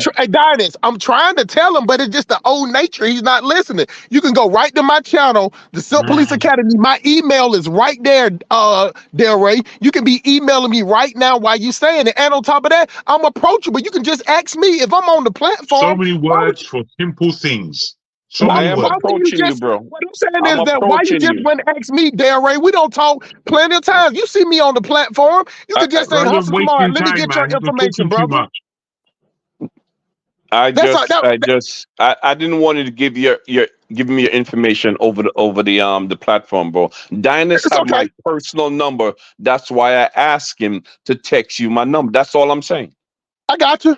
But if that doesn't work, you can go to my channel. My email is right there for everybody. It's open to the public. So I don't mind if my public information is out there. You can email me anytime, my brother. Email me. What's the email? Listen, go to my channel, the Silk Police Academy, and look right there. Because I might call it out wrong. Just go to my channel and just look right there. As soon as you click on it, it's gonna say my email right up under my tag. The Simplest Academy. The Simp Police Academy. We helping out simps even in London, even in the UK. Okay. While you were up here, Hustle Smart, if I could just hop in for a second. I don't know if you got the message I tried to send you when you were up last time about doing an online course. Yes, sir. That's a great idea. Okay, I just wanted to make sure you heard my suggestion there. I did. Okay, perfect. If I can, Dynas, I just wanted to. Well, because I got Dennis Wisdom Never Sleeps back on. So just if you could, 45 seconds. I just had a closing statement. That was it. Okay, go ahead. Go ahead, Philip. Go ahead. And I'll pass the Wisdom Never Sleeps. Oh, I was gonna let Wisdom because he hasn't go ahead, spoken. Wisdom Never Sleeps. Go ahead, Wisdom Never Sleeps. All right, nephew. This has been one interesting panel of talkers and conversation. The thing is that my question is, when are we going to address the behavior that causing destruction in what we call the culture of Black people? Preach. It's the behavior that we fear to address, both male and female. We're just afraid to address the behavior of the collective. It's a majority of 95%. That is also what's put in the news, in the media, and that's what is done. And also the sellouts that used to be what y'all call sellouts, it was those people behind the scenes being bought with the price. Now these are buyouts. They don't have to sell anything. They bought with the contracts they have. We put them on pedestals. We make sure that they are the leaders that's given to us. We welcome them in, and we won't even call out their behavior. We're too crazily making excuses. And this is all generations, not just your baby boomers, the ones that are now that don't even have any directions or anything to plan for. And everybody in between. So ever since the 60s, everybody's responsible. We want to lay blame here, but we are all responsible. And we got to stop saying what we did or doing. Yes, it's only going to be a few doing anything. Some are quietly behind the scenes trying to support those that's out front doing it. Some are just saying, we're going to run with what we have. My problem is that you get the men say, well, men got to do, we can't blame the women. This is the household that don't have men leading a community or the house when men speak like that. Because women also, when they've had fathers and grandfathers and uncles who used to check them, they don't mind a man who's speaking truth to tell them that their behavior is bad. When you've had good, strong mothers and fathers that's in the house, a man don't mind a woman that understands he's going astray checking him either. So it's not such a sexist thing back and forth, is that we are so inbred with fear to address our own house, regardless of standing in the hood or in Dubai. Your house is your house. As my grandfather said, it's not where you live, it's how you live. And we don't even want to address the how we're living. And then you go around and every time somebody wants to address it, what about the white man, the Asian man, the Hispanic man? And no, it's you, it's us, it's our house. Does that white man live in your house? When you close that door, does that white man live in your house? Does he tell you where to put your furniture? Does he tell you to get your mop bucket, take the trash out? No, you run your house. So let's address the house that you're in, meaning your community, your neighborhood. See, before that family structure, even when the racism was overt out there and stronger and lynchings and burnings, we strive because it was family first, community second, because the community was built on those family structures. We no longer have that at 95% of the rate is the strong family structure. Why? Because we don't want to be, if you want to talk, please mute. I don't play that. Mute like I did, or just keep your breathing to yourself. So let's get this straight. We have to stop being afraid to address the behavior, stop comparing. You can't say with one breath that we are the original people. We are this, we are that. All these labels and stuff, I don't care. It's like 4,200 religions. And you all have the same devil that you're going after. So you got all these ADOS and whatever you want to call yourself. That's fine. Call what you want, but you done made it a religion, which becomes an excuse for still addressing that you don't want to play team ball. You're not even in the same league anymore. You're only doing what you feel and saying what you feel and what this philosophy is. So you have a foundation of something else. The point is this, that culture that you're talking about, that culture that's out front, that's put on TV, that you're twerking in restaurants, even owned by black people, you're spending your money crazily, you're not supporting. All that is a choice and an option. Yes, there are systems that's been in place for a long time, but your freedom is not freedom to be a damn fool. Your freedom is for you to build with other people to get real freedom, because you're not free because you don't own anything here. The 2% ownership is still the same as it was 100 years ago. No waterways, no electrical grids, no food production, no freights for delivery across country for trade. We, these dark people, own none of that. So until you can own something, all we're doing is crying about somebody else. And this need to still want to be validated by your open enemy, as you call them, you can't say you hate them, but yet you need approval by them. You can't be mad when you can't always have things that they could have just called that brother. They could have just emailed that sister. Why did they have to put it out in the open? Because it's done in the open. It's done for everybody to see.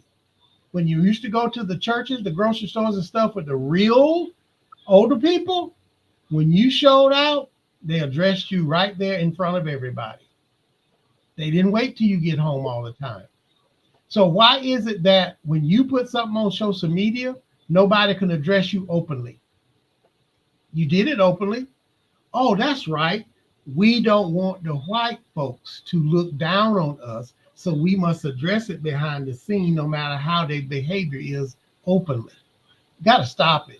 So if you really want to talk about true men and true women and all the stuff you're talking about, your love have to stand up above all of your feelings and say you're wrong and you need to stop it. You got to stop this thing about protecting this hood and not your people, because then you'll take the free guns, the free drugs, and you turn them on each other. Why? You can't be mad at the folk. You are making decisions based on whatever. And yes, there are still systems in place, but we won't develop our own system. We won't borrow with each other. We won't trade with each other. We won't do it with the continent. We won't do it with anybody. It's still the blame. There's victim and there's victimization. You want to still be victimized, even though you've been a victim through a system. So the thing we need to do is to say, okay, old head, what can you tell me that you learned from something? Because we think, y'all didn't do enough. We're going to say, hey, young buck, y'all are so wild, but you're not fighting who we fought. Yep. You got more guns, you got more access, you got more media, but you're not having a discussion for your collective people. You're not trying to be family anymore. You're trying to be individuals. You're looking after a bag that ain't hardly nothing in it. You don't even know the bag what you putting in it. They can pop your bag anytime. You're loading the prison system. You don't even put any money in there. If you got some people in it, buy some stock in it, own it, where you can now have a vote to change it. So this thing I just keep hearing is sad. We'll go through religious stuff, we'll go through ancestral stuff, we'll go through all that. At the end of the day, it's the behavior that we need to not be afraid to address and do it often, openly, all the time. We got to stop all the time, because that's all the way it's going to be. And we got to stop being so offended about everything. And why are we always taking up someone else's causes while we suffer? I'm getting tired of you so-called black people saying black and brown. Black and brown coalition. What are y'all talking about? These people don't care nothing about you. We got At all. We got all shades of us, but that's not what you're talking about. You're talking about the Hispanics. You're going to be saying black, brown, red, and Russian after a while. Whatever they tell you to say, you're going to say it. Because you need to belong and be approved by them. That's the problem. All of you. On every level. So if you really want to straighten things out, let go of the fear of addressing behavior totality. So let me say this one other thing. They took one of the speakers, well-known speakers, into one of the old hoods.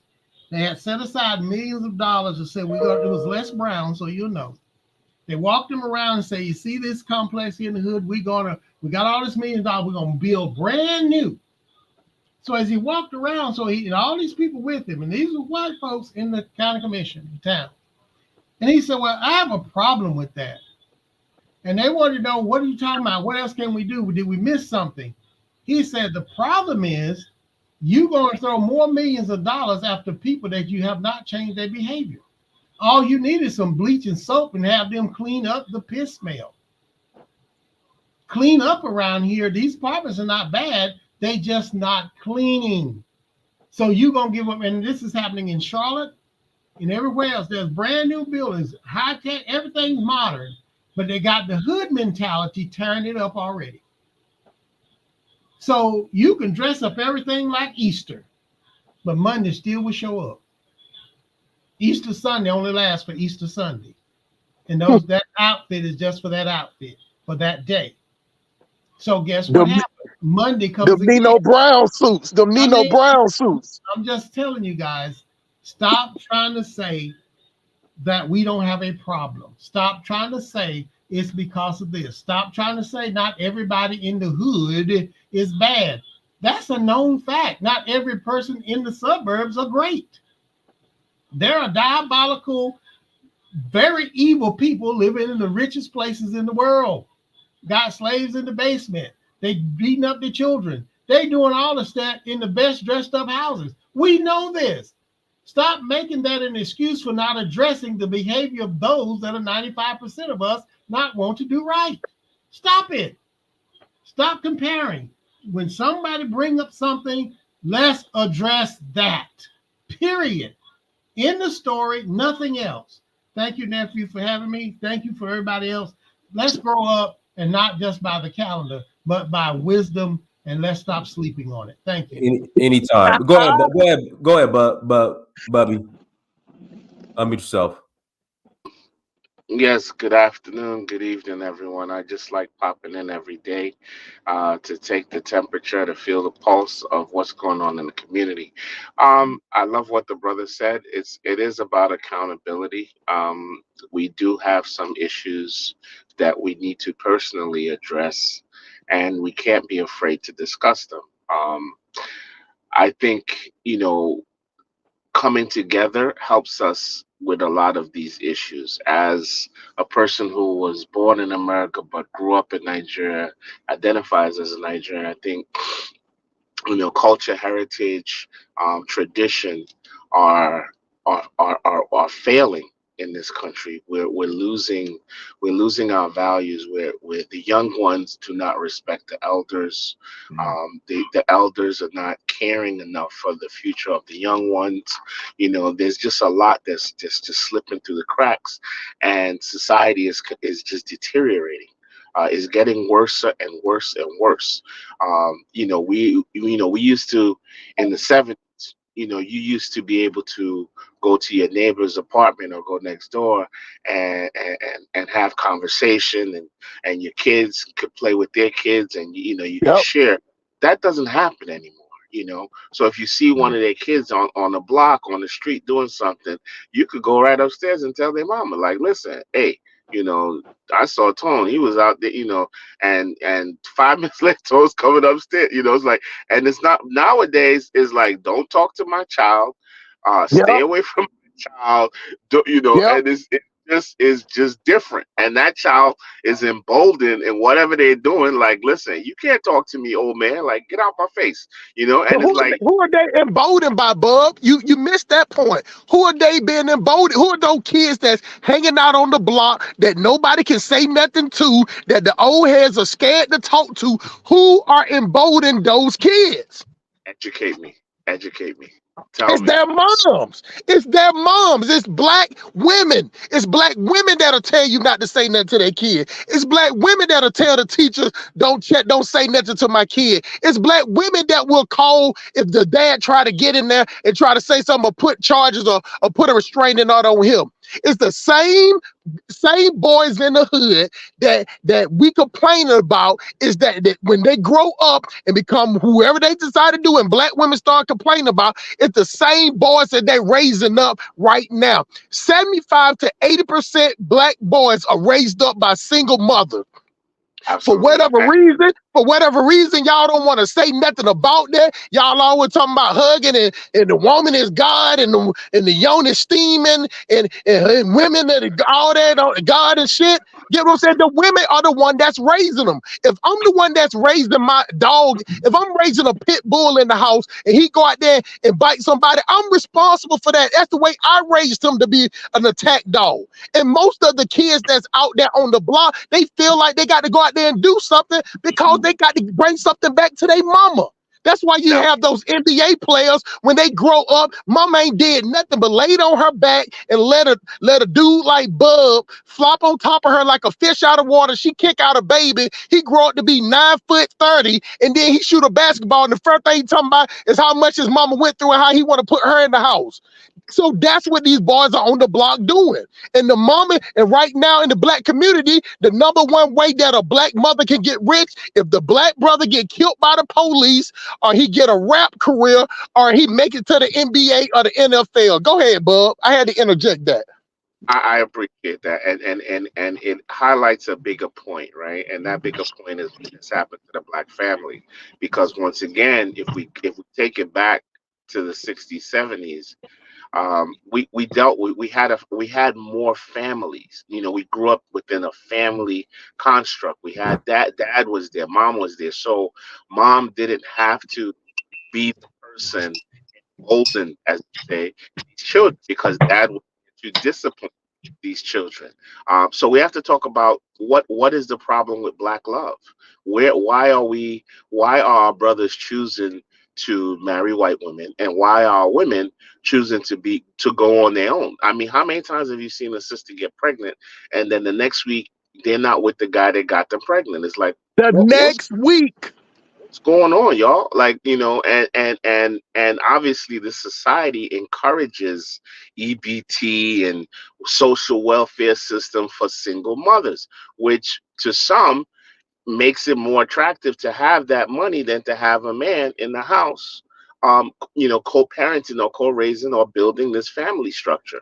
So we have to look at what happened to black love, you know, and how do we get that back? How do we get that love back and continue building families? Because that's the foundation, for these young children, you know, growing up in stable families where you have a maternal, a paternal energy, and both energies understand their responsibilities and doing what they're supposed to do in the process of raising a child. Because you can't ask me to do what my wife does for my children, and I would never ask my wife to be the person I am to my kids. So we have different roles to play, but they're equally important to raise a balance, to raise a balanced child. Now, not to say that single mothers are not raising good kids, but yes, there is a problem, you know, and we all see it, with a lot of children, even, you know, kids that come in family structures, but, you know, more so than the kids in the stable household where you have dad and mom, but you find a lot of kids from single family having a lot of developmental issues, because one is just a lot for one person to do. You know, you're a single mom, you're going to class, you're going to school, you're trying to work. You know, I'm giving you the benefit of the doubt on a lot of these things. And then you're trying to raise your children. It's a lot, you know, as opposed to obviously the absentee mother that's just, you know, making babies and collecting checks and interested in the development of their child, don't know where their kids are, you know. Don't You know, care what their kids and are, bub. Don't care what their kids are. those kids are just roaming the street. And you know what?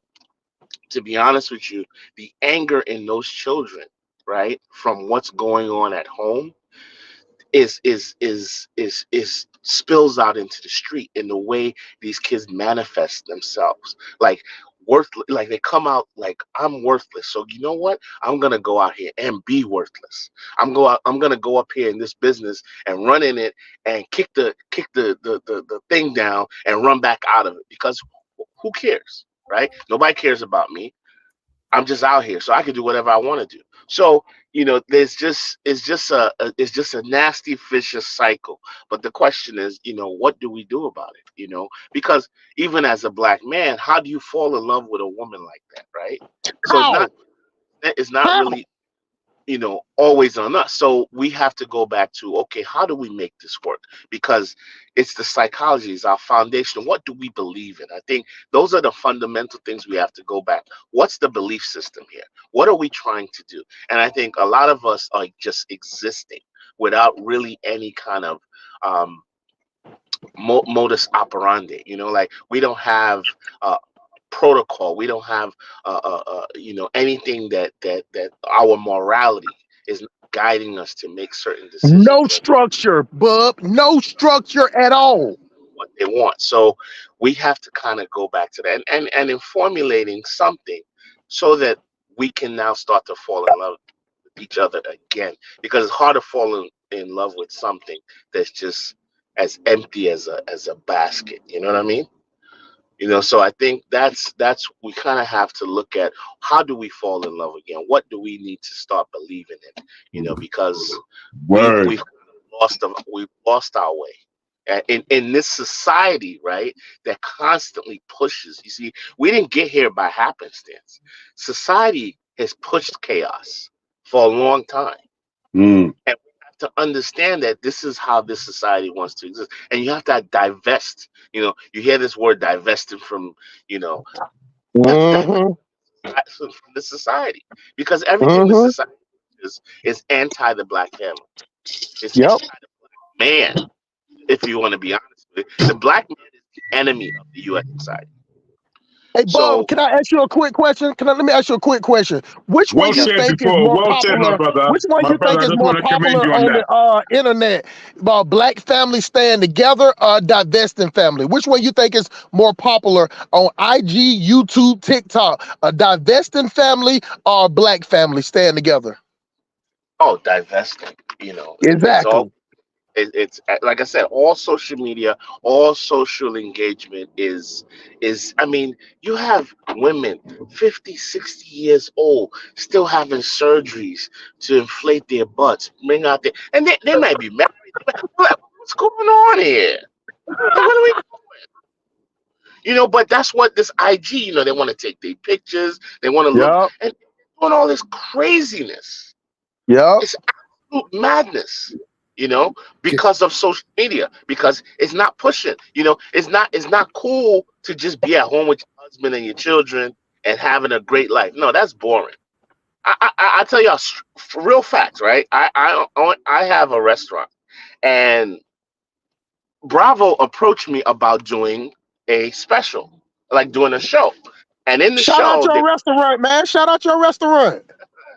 it's called Amarachi. So they wanted us to do a show about, you know, obviously our restaurant. We're here in Brooklyn, New York, and we went through many series of like interviews with I forgot what they call it, but we went through these interviews where they interviewed every member of the people that they wanted to have in the show. And after 3 weeks, they said, you know what, guy, man, you're too clean. We need you to be the guy that's sleeping with a couple of the employees. We need your wife to be some crazy black woman that's screaming and yelling, and you just don't fit the mold. So we're sorry, we can't continue. So what does that tell you right there? Like they're not interested in anything good. They know what sells for them is everything that's destructive, everything that's going to bring you stress, strife, but is going to get you paid. So if you want to get paid, you got to play the game. You got to be the guy. You got to cause this. You got to cause drama, and you got to put your wife through hell, and she got to be this crazy old black woman, which they want to see. So it's once again perpetuating their myths, perpetuating all the things they think about us is what they want to pay for. And some of us easily will not think twice about entering that system and giving them what they want, and that's half the problem. Let me say something real quick. And then we're gonna close out. Go ahead. Was never sleep. I want to address a couple of things. Yes, that's a problem because a lot of times if we don't own our own, Yes. those, they're going to be a majority of them just take the check and do what's necessary to keep that type of crap into ourselves. If we don't buy it, we don't subscribe to it, we don't turn on the channels, we don't turn on the videos, they will soon get the message. So we're part of that eating at the table, that the stuff they're putting on the plate. So we can't just say what they want to do. If there's no audience for it, they change it. Just like when they put on shows that don't get enough views, they take it off. They cancel. But I want to address something that came back up about, because you said something about the black men marrying the white women a lot. And I know it just came back up during the draft and seeing most of the guys with white women. I want to say this, and we see it on TV a lot. We see a lot of our black women now with Asian men and white women on TV, commercials, all that stuff. Even the gay ones are with white folks. So, I mean, they're just doing that. But I'm going to tell you something that you may not realize. And I've had to say this before, and I've had white men tell me this. When you grow up in the single mother nature that most majority of these black guys are growing up in, and all you hear is the mother tone all the time, bossing around, telling you to do this and things like that, no man in front of you other than coaches. One thing they don't want to do is marry another mother. They don't want to marry their mom if they don't celebrate them that on that level. No matter how much they give them a house down the road and in public they say mama's there, all that's great. But in their heart of hearts, because I've talked to a lot of them, their mothers is what keeps them from wanting another Black woman. Yep. And so what happens is they have different men in or no man in or whatever, so they can't see how that woman needs to be treated, or she talks bad about his father. Don't let him be part of his father life, things, whatever the case may be, or the father wasn't there, whatever the case is. If what's in front of you, the kids will either imitate or run away from. And so if you are not that statuesque, that princess, that queendom mother, even if the father died or whatever the case may be, and you put him in front of the other uncles or someone else that's like in his face, and knowing how they have a good marriage, you find someone with a good marriage over there, even if you don't have the family household. His friends need to be part of that. But what happens is, and I've had this lady tell me that her sons told her, she said, why did y'all go get white women? Said, we didn't want to marry you. Plain and simple. And our Black women are being coached and raised to be mothers first, not wives. And see, if you don't have a wife's behavior, and it's always a mother's behavior, you're going to run to them that is already planning. I want you to hear this very carefully. They plan to get your generational wealth through your athletes, through your doctors and lawyers, through your senators, through whatever avenue they're making a lot of money.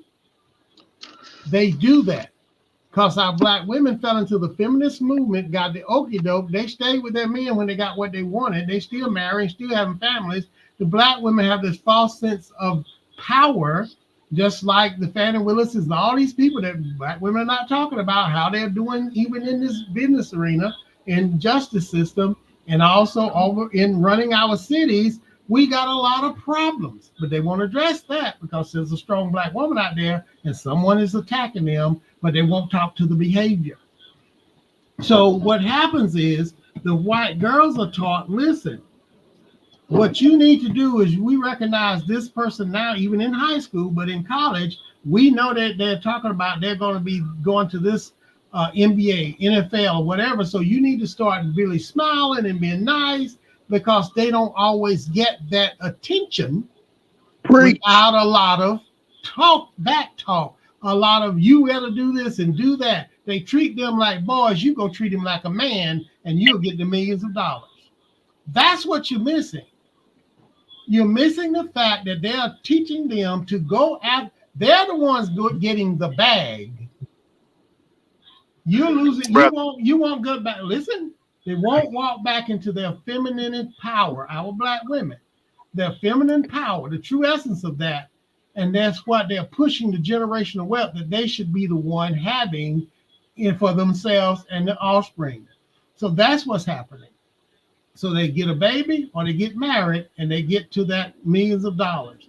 And where we're losing out is the fact that they'll fuss about it, but at the same time, there was another lady, single mother, raised that kid to go get the white woman because their mother and their other woman, all this stuff, they're not raising them in a male style mindset to honor them the right way. Not feminine by them, dictators. to honor them. Not by feminine dictators. So when you walk into that the right way, you won't lose that generational wealth that builds your community, that money stays in your community, that every other community that you want to be held up by or approved by, they are doing it and you still won't do it. So I just want to address those two things, but mainly is we're pushing them to those that know how to be feminine enough or be kind enough or just be sad enough because they're planning for years down the road to take care of themselves and keep the money into their community, and you're pushing it out based on feelings and what somebody told you to do. All right, let me pass it to Philip. Then we're gonna close. Then we're gonna close out. Go ahead, Philip. Shout out to Philip. Thank you guys. What I just wanted to kind of wrap up a couple of points because all the points on the panel were good, if we can try to work together to create markets together, then we can all improve. I think one of the issues that I've tried to point out is our organization as a community. I put in the chat, there was a small hat person that broke down how the small hat community makes money and how they go about making money. And one of the things that they have is an organizational structure of their families to support their businesses. One of the problems that the Black community has is it's essentially a derivative community of the larger white American community. So there aren't specific things and foods to Yes, sir. ourselves that create markets.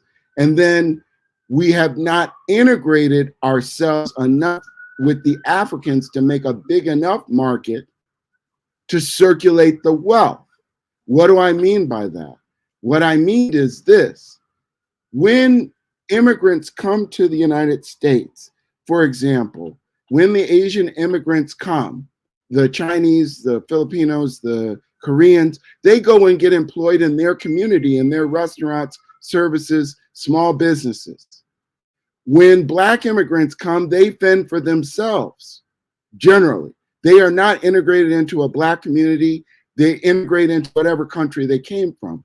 And because of that, we're fractured pieces as opposed to a full market. When the small hat community come from all over Eastern Europe, from all over Western Europe, they integrate into a culture that's regulated by their rabbis and regulated by their corporations. We don't have that. We don't have that infrastructure. And because we don't, then we're working off of a battle plan. And this is where I was trying to go to from the beginning of the Southern culture. Previously, we were labor. And so the way that you garnered wealth was by having a bunch of children, because each one of those children were free labor for your family to try to build up your farm. So you had a structure for an agricultural economy. We're no longer an agricultural economy, and we've shifted away from an industrial economy into a service economy. So our whole thing has to be revamped, but our people are thinking and functioning as if we still have somewhere between an industrial and agricultural economy. And this Exactly, Philip. Exactly. So this is where the problem started. The problem started there, where in the 1970s, you had a lot of the last group of Blacks coming out of the Southern farms and plantations, moving to the urban cities. And these are families that had 7, 8, sometimes 10 or 15 kids. And that in some ways worked because we still had a manufacturing economy. When it shifted to a service economy and they passed a bill to equalize income, Black women have always worked. But then the United States made a decision in the 60s going into the 70s of stop being a creditor economy and to be stop being a creditor economy and became a debtor economy. So in order to put people in debt, you need more people in the workforce. So they tried to equalize the wages. There's a bill, the 1963 Equal Wage or Equal Pay Act, to try to get more money into the hands of a household through putting them in more debt. And when that happened, it was absolutely fatal to the Black community, because what it did was it married our Black women to the government and away from their husbands. And so we have this kind of holdover structure where we are saying we're being independent as people, but we're actually a derivative culture. But if we work together with the Africans to create a joint culture that has joint markets, then we can put together the infrastructure to raise our level economically. And that's what I was trying to explain. Hustle Smart was going into it, but it's a lot of things there. So the first thing I put into the chat, the thing about how the small hats make money, they broke it down. We don't have to recreate the wheel. They already told you how to do it. But you have to see where we are and what our position is as Blacks to be able to actualize choices that move us forward. So that's what I want to say. All right, guys, we're going to go ahead and close out. Everyone, thank you so much for joining. Like, share, subscribe. But till next time, family, Dynasty Mirror, search for Huru. Peace.